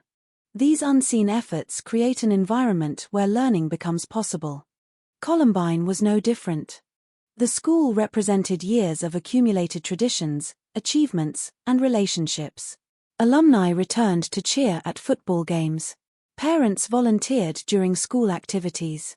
Coaches invested evenings and weekends helping athletes improve. Music instructors rehearsed performances long after the final bell had rung. Guidance counselors helped students navigate decisions about universities, careers, scholarships, and futures still taking shape. For seniors especially, the approaching end of the school year carried enormous significance. Graduation no longer felt distant. College acceptance letters had begun arriving. Some students planned to leave Colorado in search of new opportunities, while others intended to remain close to family and lifelong friends. Conversations naturally drifted toward apartments, dormitories, summer jobs, and dreams that stretched far beyond the familiar walls of Columbine High School. Meanwhile, younger students watched seniors with a mixture of admiration and curiosity, imagining the day they too would stand wearing graduation gowns. High school often feels endless while it is happening, yet somehow concludes almost without warning. Teachers who had watched students mature over 4 years prepared themselves for another class to move forward into adulthood. It was a season defined by anticipation, not fear. Like every school, Columbine contained moments of disagreement, stress, and uncertainty. Adolescence is rarely simple. Academic pressure, social expectations, family challenges, and personal struggles often remain invisible beneath outward appearances. Some students carried burdens that classmates never recognized. Others found confidence through friendships, athletics, music, art, or academic achievement. No two experiences were identical. Yet despite those differences, the overwhelming expectation shared by students, teachers, and parents remained remarkably consistent. School was supposed to be a place where tomorrow mattered. Assignments prepared students for future careers. Examinations measured progress toward graduation. Teachers encouraged curiosity because education represented possibility. Every aspect of school life pointed toward what came next. That shared belief formed the emotional foundation of the entire community. When historians later examined Columbine, they often focused on the unprecedented national attention the tragedy received. Yet before April 20th, the school was largely unknown outside Colorado. It had earned recognition for academics, athletics, and student activities rather than for anything extraordinary. Families chose to live in the area because they believed it offered a strong educational environment and a supportive community. Their confidence reflected what many Americans believed about public schools. Schools were places where disagreements might occur, where teenagers might experience heartbreak or disappointment, where examinations created stress and sporting competitions inspired excitement, but ultimately they remained environments dedicated to growth rather than danger. That assumption shaped daily life. Parents rarely hesitated before saying goodbye each morning. Teachers concentrated on lesson plans instead of emergency procedures. Students worried far more about grades, friendships, and upcoming weekends than about personal safety. The ordinary concerns of adolescence filled the emotional landscape. As investigators would later discover, the contrast between that ordinary morning and what followed became one of the defining features of the tragedy. Survivors often recalled seemingly insignificant details with remarkable clarity: the weather outside classroom windows, casual conversations before first period, forgotten homework, lunch plans, or jokes exchanged with friends. Trauma has a way of preserving moments that once appeared completely ordinary because they become the final memories of a world that no longer exists. Those memories matter. They remind us that history is not experienced as history while it unfolds. People do not wake up knowing they are living through a day that future generations will study. They wake up expecting normal life. That expectation existed throughout Columbine High School on the morning of April 20, 1999. Students walked familiar hallways without urgency. Teachers greeted classes with ordinary warmth. Friends planned to meet during lunch. Parents assumed they would see their children again that afternoon. No one could have imagined that within a few hours, the name of their school would become known across the world, forever altering conversations about education, emergency response, mental health, and community safety. To understand the full weight of what happened later that day, it is essential to remember this quieter beginning. Before investigators assembled evidence, before journalists arrived with cameras, before policymakers debated reforms, Columbine was simply a school filled with ordinary people living ordinary lives. Their routines, hopes, ambitions, and expectations formed the human backdrop against which one of the most consequential tragedies in modern American history would unfold. It is that ordinary humanity, more than anything else, that makes the events of April 20 so enduringly heartbreaking and so important to remember with care. Every tragedy begins by taking names that once belonged only to families. Before they appeared in newspaper headlines, memorial services, or investigative reports, they were simply sons and daughters, classmates and teachers, teammates and friends. They laughed at inside jokes no one else understood. They worried about exams that now seem painfully insignificant. They dreamed about college, careers, relationships, and futures stretching far beyond the walls of Columbine High School. The history of April 20, 1999 cannot be understood by examining only timelines, evidence, or investigative findings. It must also be understood through the lives that were interrupted. The victims of Columbine were not connected by a single personality, background, or ambition. They represented the remarkable diversity found in every school community. Some were outgoing and energetic, the kind of students whose laughter could be heard across a crowded hallway. Others were quieter, more comfortable listening than speaking. Some loved sports. Others preferred music, art, technology, or books. Some had already mapped out every step of their future, while others were still discovering who they hoped to become. Together, they reflected the ordinary beauty of adolescence. A high school is more than classrooms and lockers. It is a place where identities are constantly being shaped. Teenagers are forever becoming someone new. A shy freshman grows into a confident senior. A student who struggles academically discovers an unexpected talent. Friendships evolve. Dreams change. Every semester offers another opportunity to redefine the future. That possibility existed inside Columbine. Every student walking through those hallways carried a future invisible to everyone else. Some imagined careers in medicine, engineering, education, or business. Others wanted to travel, join the military, start families, or simply graduate and find meaningful work.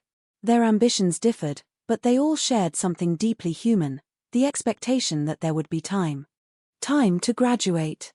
Time to fall in love. Time to disappoint themselves, recover, and try again. Time to become adults.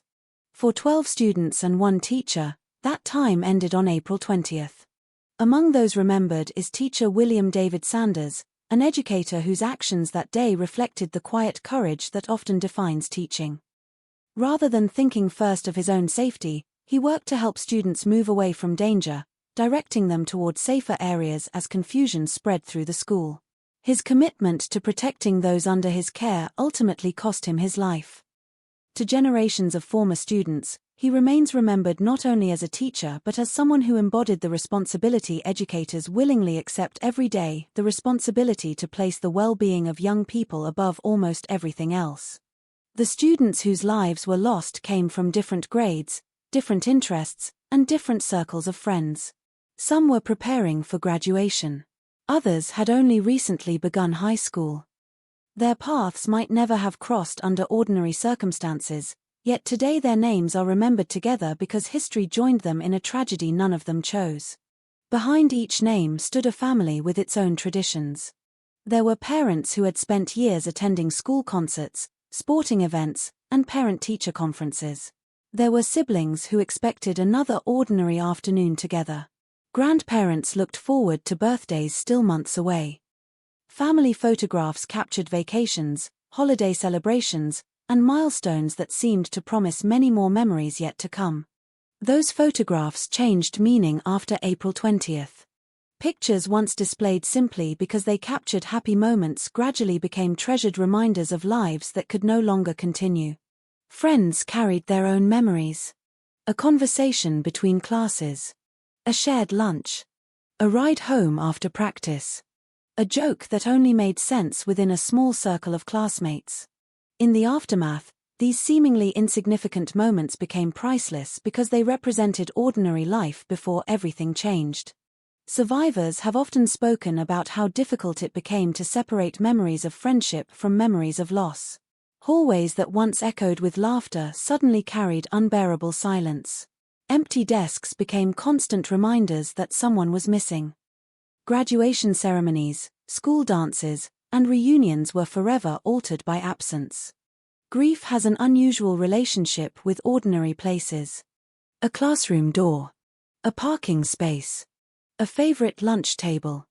A section of the library.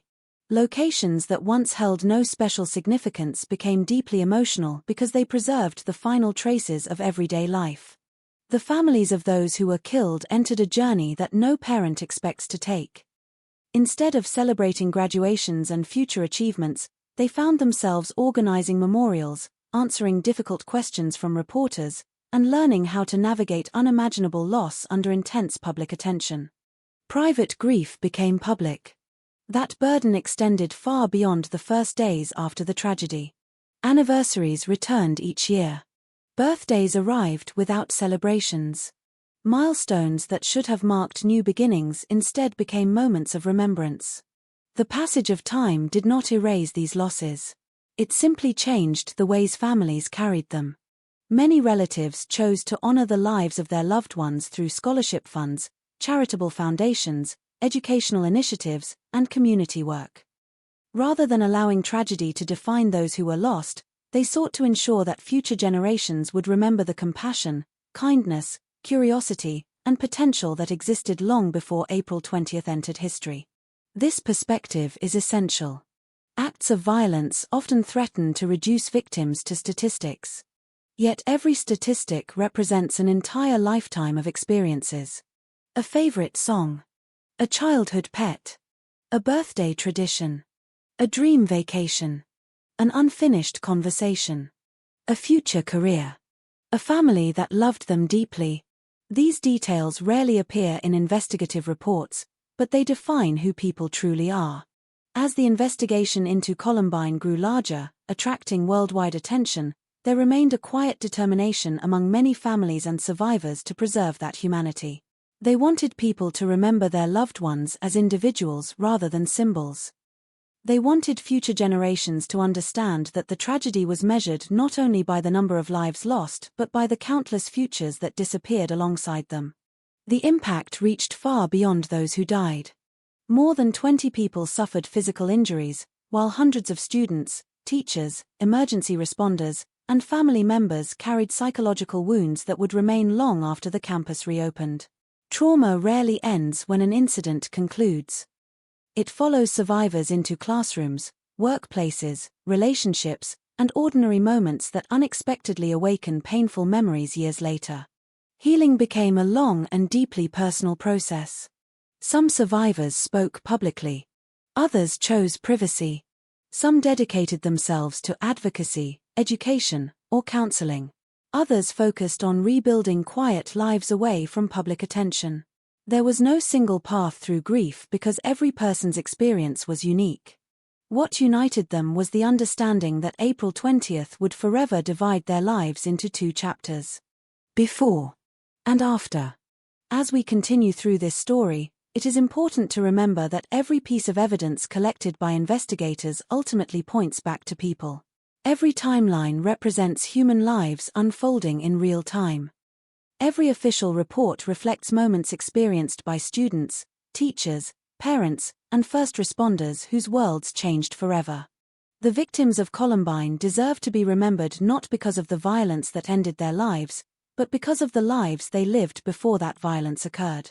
They were young people with hopes still taking shape, and an educator committed to protecting those entrusted to his care. Their stories remind us that behind every historic tragedy lies something profoundly personal: ordinary lives, filled with ordinary dreams, interrupted far too soon. There is a tendency, whenever history remembers a tragedy, for the lives of the victims to become frozen at the moment the world learned their names. Photographs are revisited so often that they begin to feel timeless. Smiling faces remain forever young, untouched by the years that should have followed. The passage of time belongs to everyone except those whose lives ended that day. But the people remembered at Columbine were never meant to remain 17, 16, or 18 years old. They were meant to grow older. They were meant to graduate, to move away from home, to discover careers they could not yet imagine, to experience both triumph and disappointment, to become mentors, spouses, parents, neighbors, colleagues, and friends. Their futures were not abstract possibilities, they were already beginning to take shape through the ordinary decisions of everyday life. One student looked forward to the next athletic season. Another had become deeply interested in technology and computers. Someone else spent weekends practicing music or participating in church activities. Others balanced part-time jobs with homework, saving money for college, a first car, or simply the independence that adulthood promised. Every one of them had routines that felt permanent. Morning classes, lunch with friends, phone calls after school, family dinners, weekend plans. The rhythm of adolescence is built upon the quiet certainty that tomorrow will arrive with another chance to continue becoming who you hope to be. That certainty disappeared on April 20th. For parents, the memories that remain are rarely dramatic. They remember ordinary things. A bedroom left exactly as it had been. Shoes near the front door. A favorite sweatshirt hanging in the closet. School papers still spread across a desk. The unfinished novel resting beside the bed. A calendar marked with future appointments that would never be kept. These small details often become more powerful than any public memorial because they belong entirely to the family. They are reminders that before the tragedy became part of national history, it existed inside individual homes where children were simply loved for who they were. Many families have spoken over the years about how difficult it was to see their sons and daughters reduced to brief descriptions in news reports. A few sentences could never contain an entire life. No interview could fully express the countless moments that define a relationship between a parent and a child. The world learned their names in a single afternoon. Their families had spent years learning their personalities.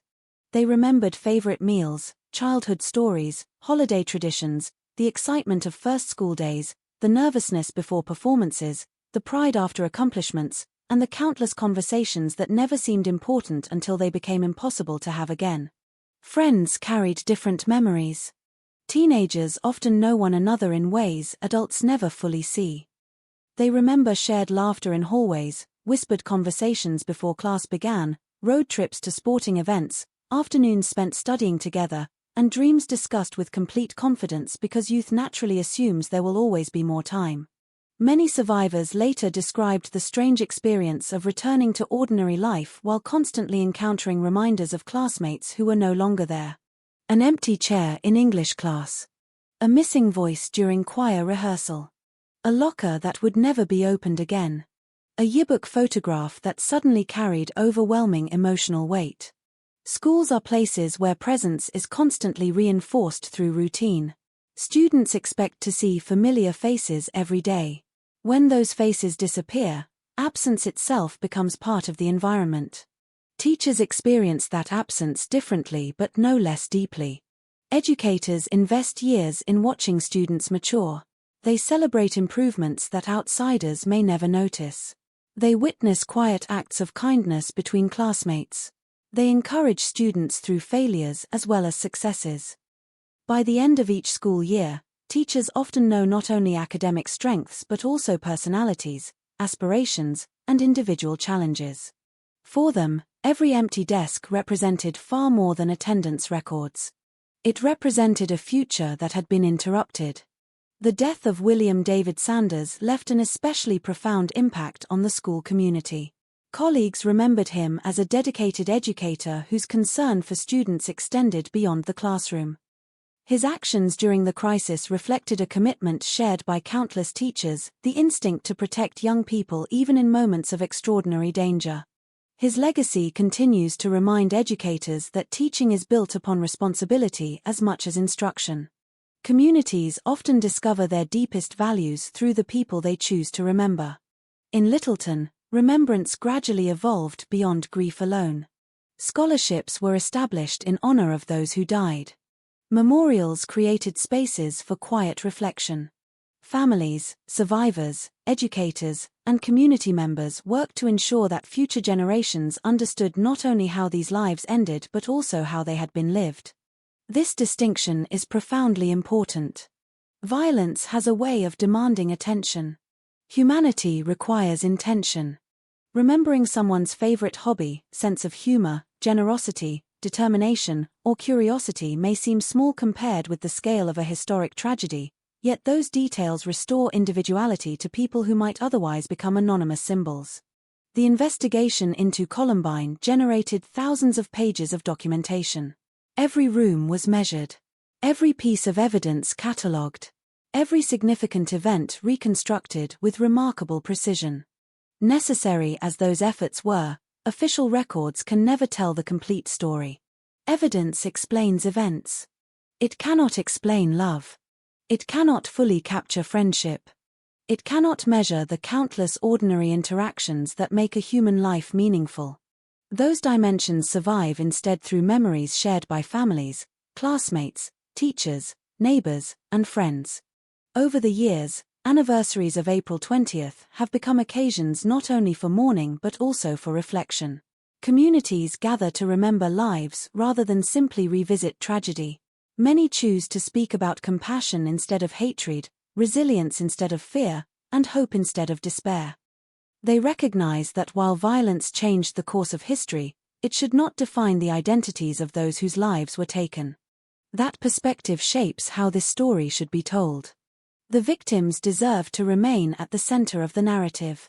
Not because their suffering explains everything that happened, but because their humanity reminds us what was truly lost.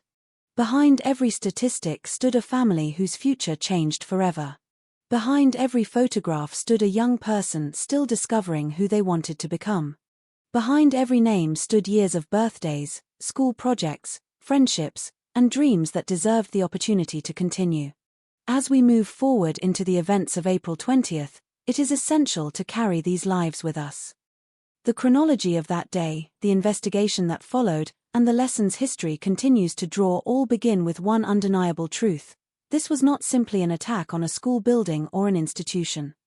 It was an event that shattered individual lives, altered hundreds of families, and left an enduring mark on an entire community. Everything that follows in this story must be understood through that human lens, because without it, the evidence becomes merely procedural, the timeline becomes merely historical. And the tragedy risks being remembered only for the violence instead of the lives that should have continued long after that spring morning came to an end. The hardest part of remembering a tragedy is accepting that the people at its center were never supposed to become symbols. They were supposed to become adults. They were supposed to experience the ordinary milestones that define a lifetime: first jobs, college decisions, new friendships, unexpected opportunities, personal failures, and second chances.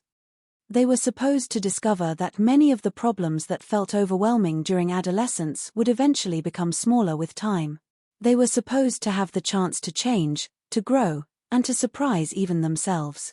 Instead, Their stories ended while they were still being written. The victims of Columbine High School were individuals with different personalities, different dreams, and different paths ahead of them. Their lives did not follow one single pattern. Some were naturally outgoing, surrounded by friends wherever they went. Others found comfort in smaller circles, preferring deeper conversations over attention. Some were competitive and driven. Others were creative, thoughtful, or quietly determined. Some knew exactly what they wanted from the future. Others were still exploring possibilities. That uncertainty was not a weakness. It was part of being young. A teenager's life is rarely a finished story. It is a collection of beginnings. The beginning of independence. The beginning of discovering personal values. The beginning of understanding relationships beyond childhood. The beginning of imagining a life beyond home and school. Every student inside Columbine carried those beginnings. The world often remembers tragedies through the final moments, but the true measure of a person exists in everything that came before. A person is not defined by the way they died. They are defined by the way they lived. The victims of Columbine lived in ordinary moments that mattered deeply to the people around them. They lived in conversations after class. They lived in family traditions repeated year after year.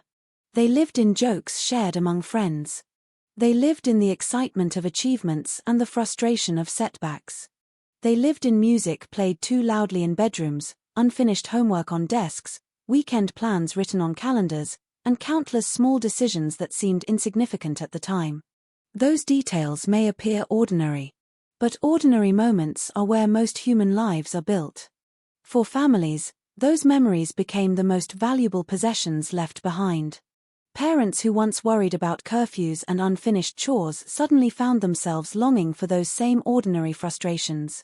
The things that once seemed like everyday challenges became reminders of a life that had existed only days before. A messy room was no longer a source of annoyance. It was evidence of someone being there. A forgotten jacket was no longer an inconvenience. It was a reminder of a person who would never come looking for it again.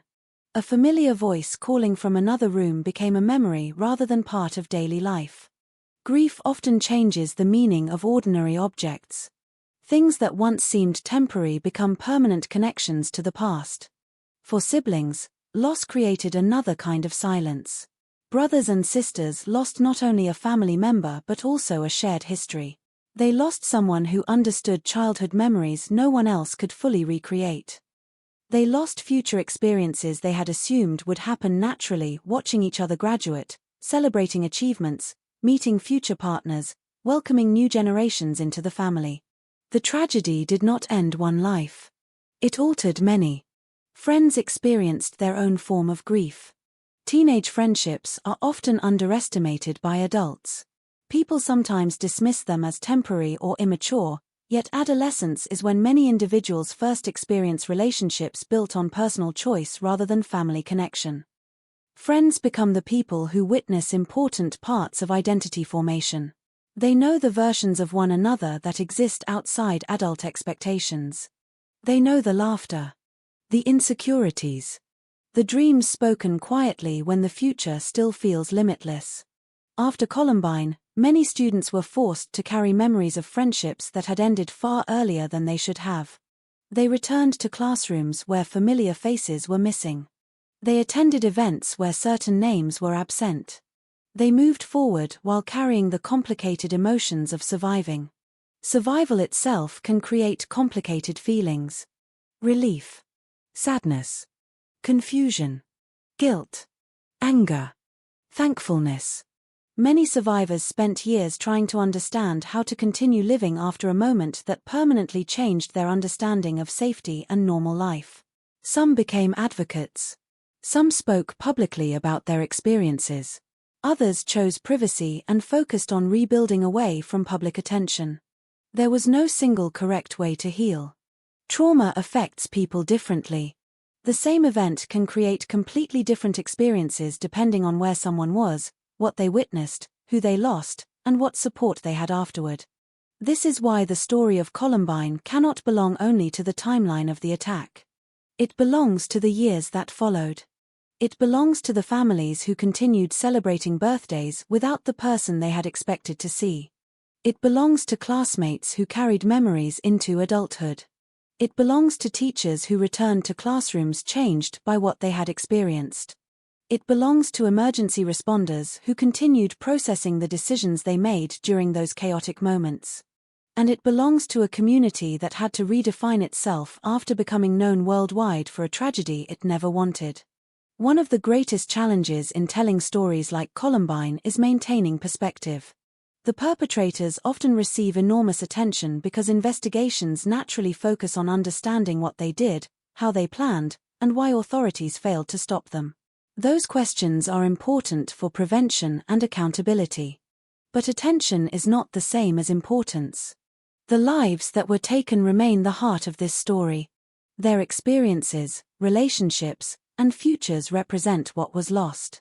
The purpose of examining a tragedy is not to preserve the power of those who caused harm. It is to learn from the event while honoring those who suffered because of it. That responsibility becomes especially important decades later, when new generations encounter Columbine without personal memories of the day itself. For younger people learning about the event through textbooks, documentaries, or classrooms, the names might initially appear connected only to a historical moment. But history is made of people. Not statistics. Not headlines. Not photographs frozen in time. People. Individuals who woke up that morning expecting to return home. Individuals who had plans for the afternoon. Individuals whose families loved them beyond what any documentary could ever fully express. Remembering them means restoring the details that tragedy often removes. Remembering the student who made friends laugh. The student who worked hard despite challenges. The student who cared deeply about a hobby or a dream. The teacher who dedicated years to helping young people learn. The person behind the name. The person behind the photograph. The person behind the number. As the story moves toward the events of April 20th, 1999, it is important not to lose sight of this foundation. The day that followed was not simply a historical incident unfolding inside a school building. It was a moment that interrupted hundreds of individual stories at once. Each person who entered Columbine that morning carried an entire world with them. Their hopes. Their fears. Their memories. Their relationships. Their unfinished futures. The tragedy was not only that lives were lost. The tragedy was that so many lives that were still becoming were suddenly denied the chance to continue. And that is why, decades later, remembering Columbine must always begin with remembering the people who were there not as symbols of a tragedy, but as human beings whose lives mattered long before the world learned their names. On April 20th, 1999, the ordinary rhythm of Columbine High School began like any other school day. Students arrived expecting classes, conversations with friends, assignments, lunch periods, and the familiar routine that had shaped their lives for years. The final weeks of the school year carried a sense of anticipation. Seniors were approaching graduation. Younger students were looking ahead to summer. Teachers were preparing lessons while quietly counting down the remaining days of the academic calendar. No one walking onto the campus that morning knew that before the day ended, Columbine would become a name recognized around the world. The events that unfolded were not a sudden moment of chaos without preparation. Investigators would later determine that the attack had been planned over many months. Evidence collected afterward revealed a disturbing pattern of preparation, including writings, recordings, and materials that showed the two perpetrators had spent considerable time developing their intentions. The tragedy was not born in a single instant. It was the result of decisions made long before anyone outside their immediate circle understood what was happening. But inside the school that morning, life continued. Students attended classes. Teachers followed schedules. Friends made plans for later in the day. The first hours passed with the ordinary distractions of teenage life. Then, shortly before midday, everything changed. Around 11:19 a.m., violence began outside the school building. At first, many people nearby did not immediately understand what was happening. The sounds were unfamiliar. In a place where students expected announcements, conversations, and the movement of a normal school day, the sudden danger created confusion before fear fully arrived. Students outside began reacting instinctively. Some moved away from the danger. Others rushed toward the building, believing the school might offer protection. In those first moments, many people did not have enough information to understand the scale of what was unfolding. That uncertainty became one of the defining characteristics of the attack. People inside the building were not experiencing the same reality at the same time. Some classrooms continued functioning briefly, unaware of what was happening elsewhere. Others quickly realized something was wrong. Teachers made decisions based on incomplete information, trying to protect students while understanding only fragments of the situation. In emergencies, information is often the first thing people lose. A sound from another part of a building may be impossible to interpret. A rumor may spread faster than facts. A person may know something is wrong without knowing how serious the danger has become. Inside Columbine, students and staff faced exactly that uncertainty. The school that had always represented safety and routine suddenly became a place where ordinary assumptions no longer applied. Teachers began responding according to instinct, training, and concern for their students. Many focused first on keeping young people away from danger, moving them out of sight, securing classrooms, and helping them remain calm despite the fear surrounding them. For students, the emotional experience was difficult to describe. Some were frightened immediately. Some did not understand what they were witnessing. Some tried to reassure classmates because they themselves were struggling to process events. Teenagers who had arrived that morning thinking about homework, friendships, and afternoon plans suddenly found themselves facing a situation beyond anything they had imagined. The attack unfolded across different areas of the campus, creating confusion for those inside and outside the building. Emergency calls began reaching authorities. Students and staff attempted to communicate with family members when possible. Parents across the community began receiving incomplete information, often not knowing whether their own children were safe. Those hours became a painful waiting period for countless families.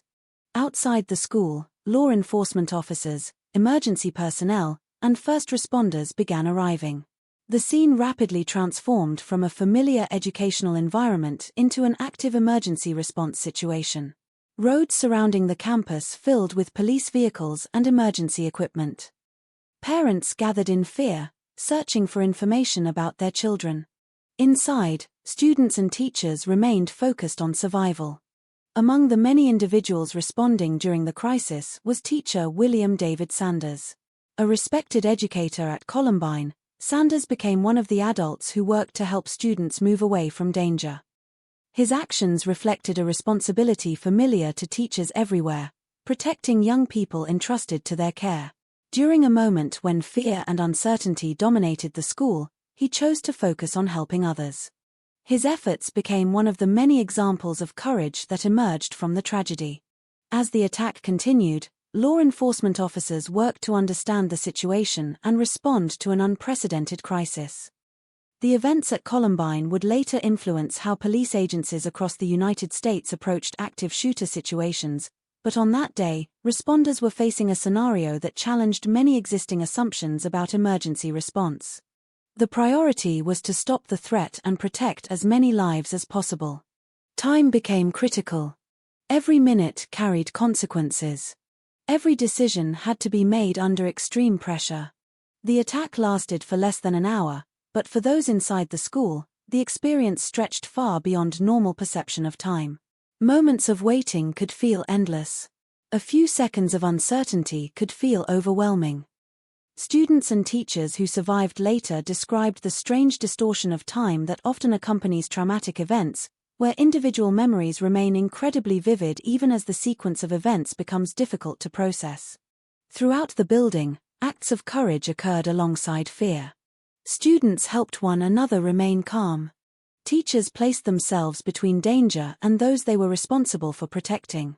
First responders entered a scene filled with uncertainty because they understood that every life still inside the building mattered. These moments are essential to remember because tragedies are not defined only by those who cause harm. They are also shaped by those who respond with compassion, responsibility, and courage. Eventually, the attack came to an end. The perpetrators died by suicide inside the school, bringing the immediate violence to a close. By approximately 12:08 p.m., the active threat had ended. But the consequences had only begun. The school that morning had been a place of learning. By afternoon, it had become the center of a national tragedy. The physical events of those 49 minutes would later be reconstructed through evidence, witness accounts, and investigative analysis. But for survivors, families, and the community of Littleton, the meaning of that day could never be reduced to a timeline alone. The numbers would become familiar. The date would become known. The location would become part of history. Yet behind every recorded moment were individual experiences, students trying to find safety, teachers trying to protect their classrooms, parents desperately seeking information, and a community forced to confront a reality it had never imagined. April 20th, 1999 did not begin as a historical event. It began as an ordinary day. That is what makes it so difficult to comprehend. The tragedy did not happen in a distant or unfamiliar place. It happened inside a school, a place built around learning, growth, and the expectation of tomorrow. And when that expectation was shattered, the impact extended far beyond the walls of Columbine High School, changing not only the lives of those who were there but also the way an entire nation thought about safety, vulnerability, and the responsibility to protect one another.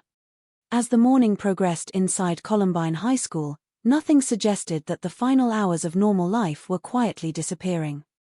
Students moved between classrooms carrying the same concerns they had carried for weeks: upcoming assignments, conversations with friends, plans for the weekend, and thoughts about what the future might hold.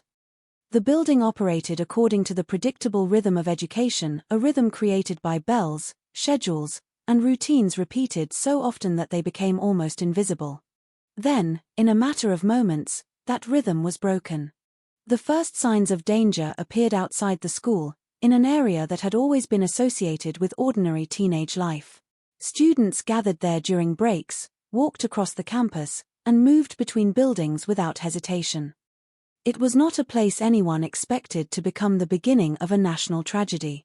When the first sounds of gunfire were heard, confusion came before understanding.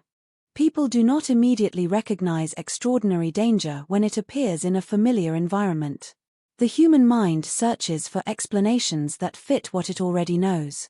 A loud noise might be mistaken for something else.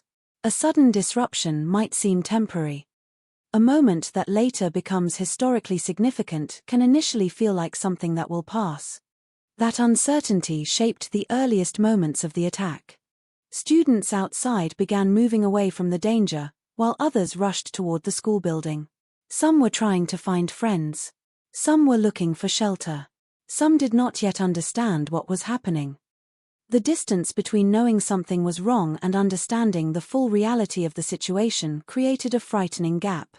Inside the school, the same uncertainty spread. A school is normally a place where information flows clearly. Announcements come through speakers. Teachers provide instructions. Bells signal changes. Adults are expected to know what is happening. On that day, those familiar systems were overwhelmed by an event that unfolded faster than anyone could fully understand.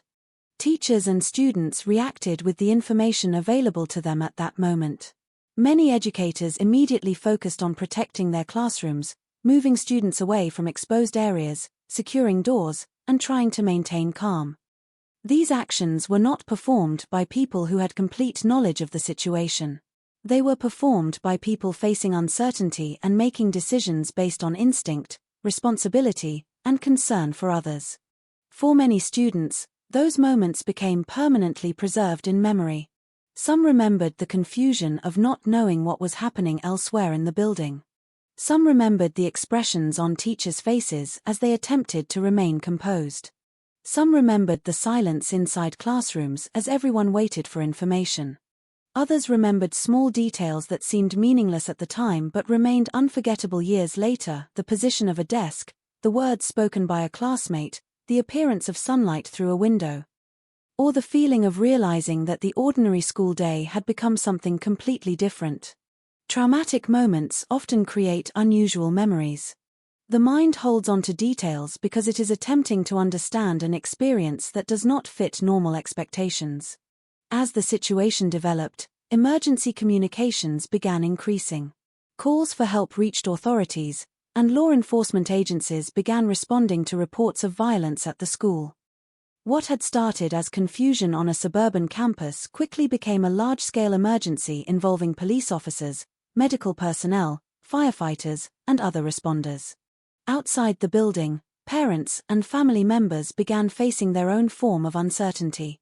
Many heard early reports but lacked specific information. Some knew only that something had happened at the school where their children were supposed to be safe. They waited for updates, searched for names, and tried to contact loved ones through phone calls and messages. Waiting became its own kind of trauma. For families, the absence of information created a painful space between fear and hope. Every passing minute carried questions that could not yet be answered. Was my child safe? Were they able to get out? Were they somewhere protected? Could I speak to them? The community surrounding Columbine was no longer simply following a news story. It was living through it.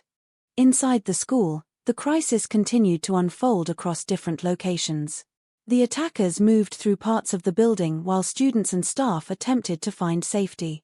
The school, once organized around classrooms and schedules, became a place defined by uncertainty and emergency response.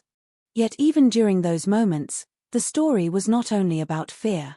It was also about people making choices under impossible circumstances. Teachers who focused on students before themselves. Students who helped classmates remain calm. Individuals who showed compassion despite their own fear. These actions are often harder to capture than the violence itself because they happen quietly. They do not create the same immediate headlines. They do not appear as easily in timelines. But they reveal another essential truth about tragedies. Human behavior in moments of crisis is not defined only by what causes harm. It is also defined by those who try to protect, assist, and support others. One of those individuals was William David Sanders, a teacher who became known for his efforts to help students during the attack. His actions represented the responsibility many educators carry every day, the instinct to protect young people entrusted to their care. He was not responding from a position of certainty or safety. Like everyone else inside Columbine, he was navigating a situation that was rapidly changing and deeply dangerous. His actions became part of the broader story of courage that emerged from the tragedy. As law enforcement continued responding, the complexity of the situation became increasingly clear. The attack was unlike many previous emergencies faced by schools and police departments. The speed of events, the uncertainty inside the building, and the need to balance immediate action with protecting students created extraordinary challenges. In the aftermath, police agencies across the country would examine their responses and develop new approaches for dealing with active threats. Columbine became a major turning point in discussions about emergency response because it demonstrated how quickly a school crisis could unfold and how important rapid intervention could become. But in the middle of the event itself, there was no benefit of hindsight. There were only decisions made in real time. A teacher deciding where students should move. A student helping someone who was frightened. A parent waiting for news. A first responder entering an unknown environment. Each person experienced April 20th differently. For some, the day was defined by moments of terror. For others, by moments of courage. For many, by a mixture of both. The attack lasted less than an hour, but its emotional impact extended far beyond those minutes. The experience would influence survivors for years. Some would struggle with memories of what they witnessed. Some would dedicate themselves to advocacy or education. Some would avoid public attention and focus on rebuilding their lives privately. There was no single way to survive an event like Columbine. Survival did not end when the immediate danger ended. For many people, the process of understanding what happened continued long afterward. By the time the attack concluded, the world outside Columbine High School was only beginning to understand the scale of what had occurred. News organizations began reporting from the scene. Communities across the country watched events unfold with shock and disbelief. A place that had begun the morning as an ordinary high school had become the center of a national conversation. But before it became a symbol, it was still a place filled with people. Students who wanted to go home. Teachers who wanted to protect them. Families who wanted answers. A community that would never again experience April 20th as just another date on the calendar. The events of that day would eventually be measured through investigations, reports, and historical analysis. But for those who lived through it, Columbine was not a case study. It was a personal experience. A moment when an ordinary school day changed forever, leaving behind questions that would continue for decades about prevention, responsibility, safety, and the fragile nature of the environments people trust most. As the crisis unfolded inside Columbine High School, the building that had always been defined by order and routine became a place of uncertainty.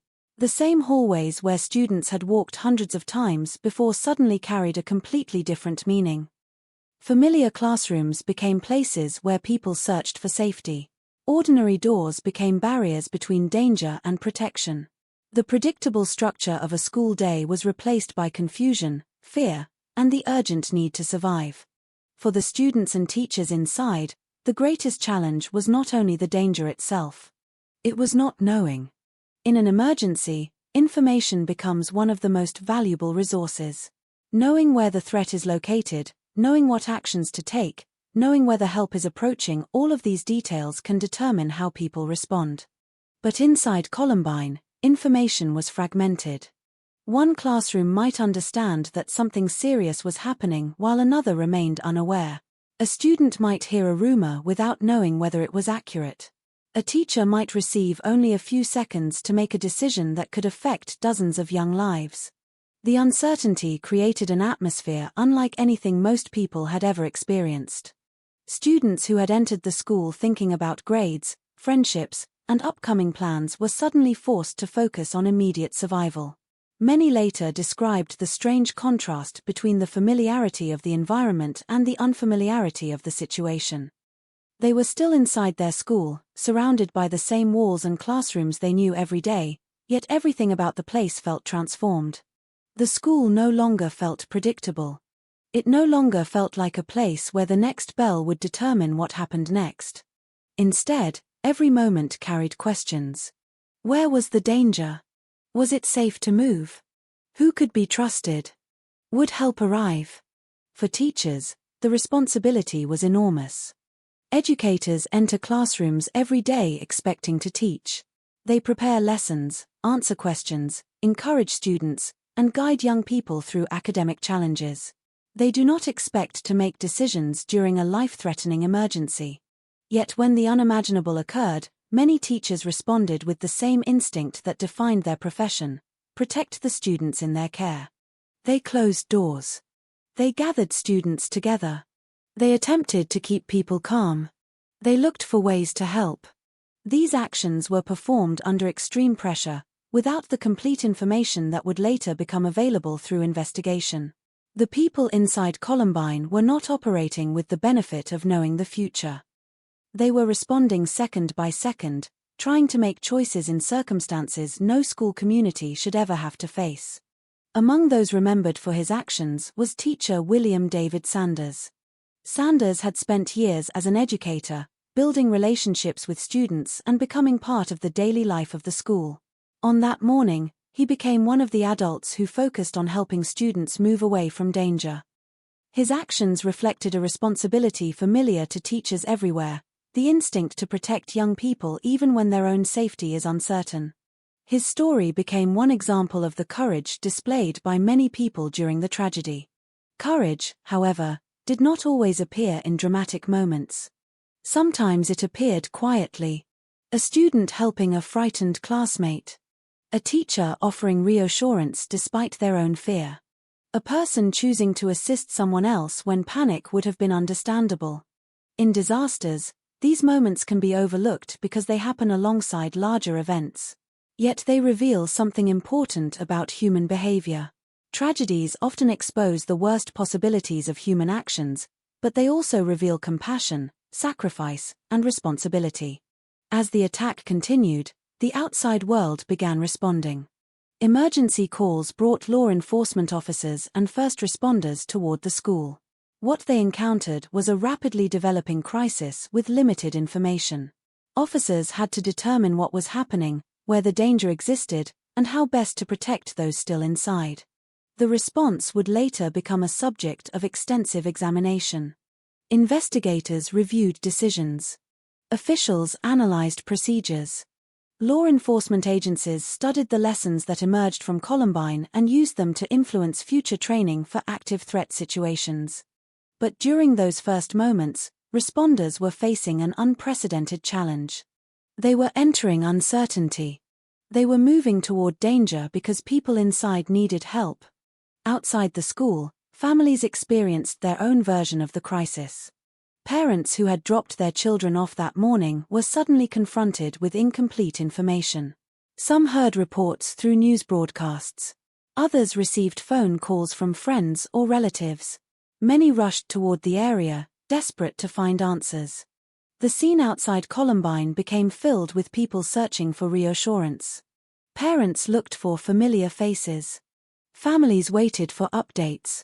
Community members gathered, hoping to help in any way possible. The emotional weight of those hours came not only from what was known, but from what remained unknown. Uncertainty creates a unique form of fear. A person can prepare for bad news once it arrives. Waiting for it is often more difficult. Inside the school, the attack continued across multiple areas of the building. Students and teachers were experiencing the crisis from different perspectives depending on their location. Some were able to escape. Others remained sheltered. Some witnessed events that would stay with them for years. No two experiences were exactly alike. That reality became important in the aftermath. When people speak about survivors of Columbine, it is sometimes easy to imagine a single shared experience. In truth, hundreds of individuals carried hundreds of different memories. Some remembered sounds. Some remembered conversations. Some remembered moments of kindness. Some remembered the overwhelming confusion of trying to understand something that seemed impossible. Trauma does not create one story. It creates many. As the final moments of the attack approached, the school and the surrounding community were already beginning to change permanently. The building that had once represented education and possibility had become the center of a tragedy that would affect discussions across the entire country. But before Columbine became a symbol, there were still individuals inside it. A student hoping to see friends again. A teacher hoping to protect a classroom. A parent hoping for a phone call. A responder preparing to enter danger.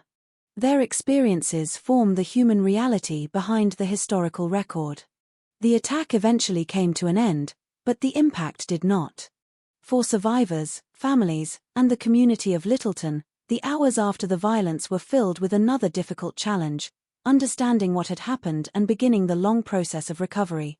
The immediate danger had passed. The questions had only begun. How could something like this happen in a school? Could it have been prevented? What signs were missed? How should communities respond differently in the future? Those questions would shape investigations, public discussions, and policy decisions for years. But before analysis began, there was grief. Before statistics, there were names. Before lessons, there were lives changed forever.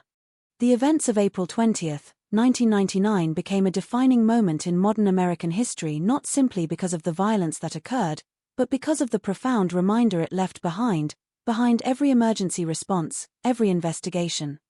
And every national debate are real people experiencing moments they never expected to face. And inside Columbine High School that day, ordinary students and teachers were forced into an extraordinary situation, revealing both the devastating consequences of violence and the remarkable courage of those who tried to protect one another when the world around them suddenly changed.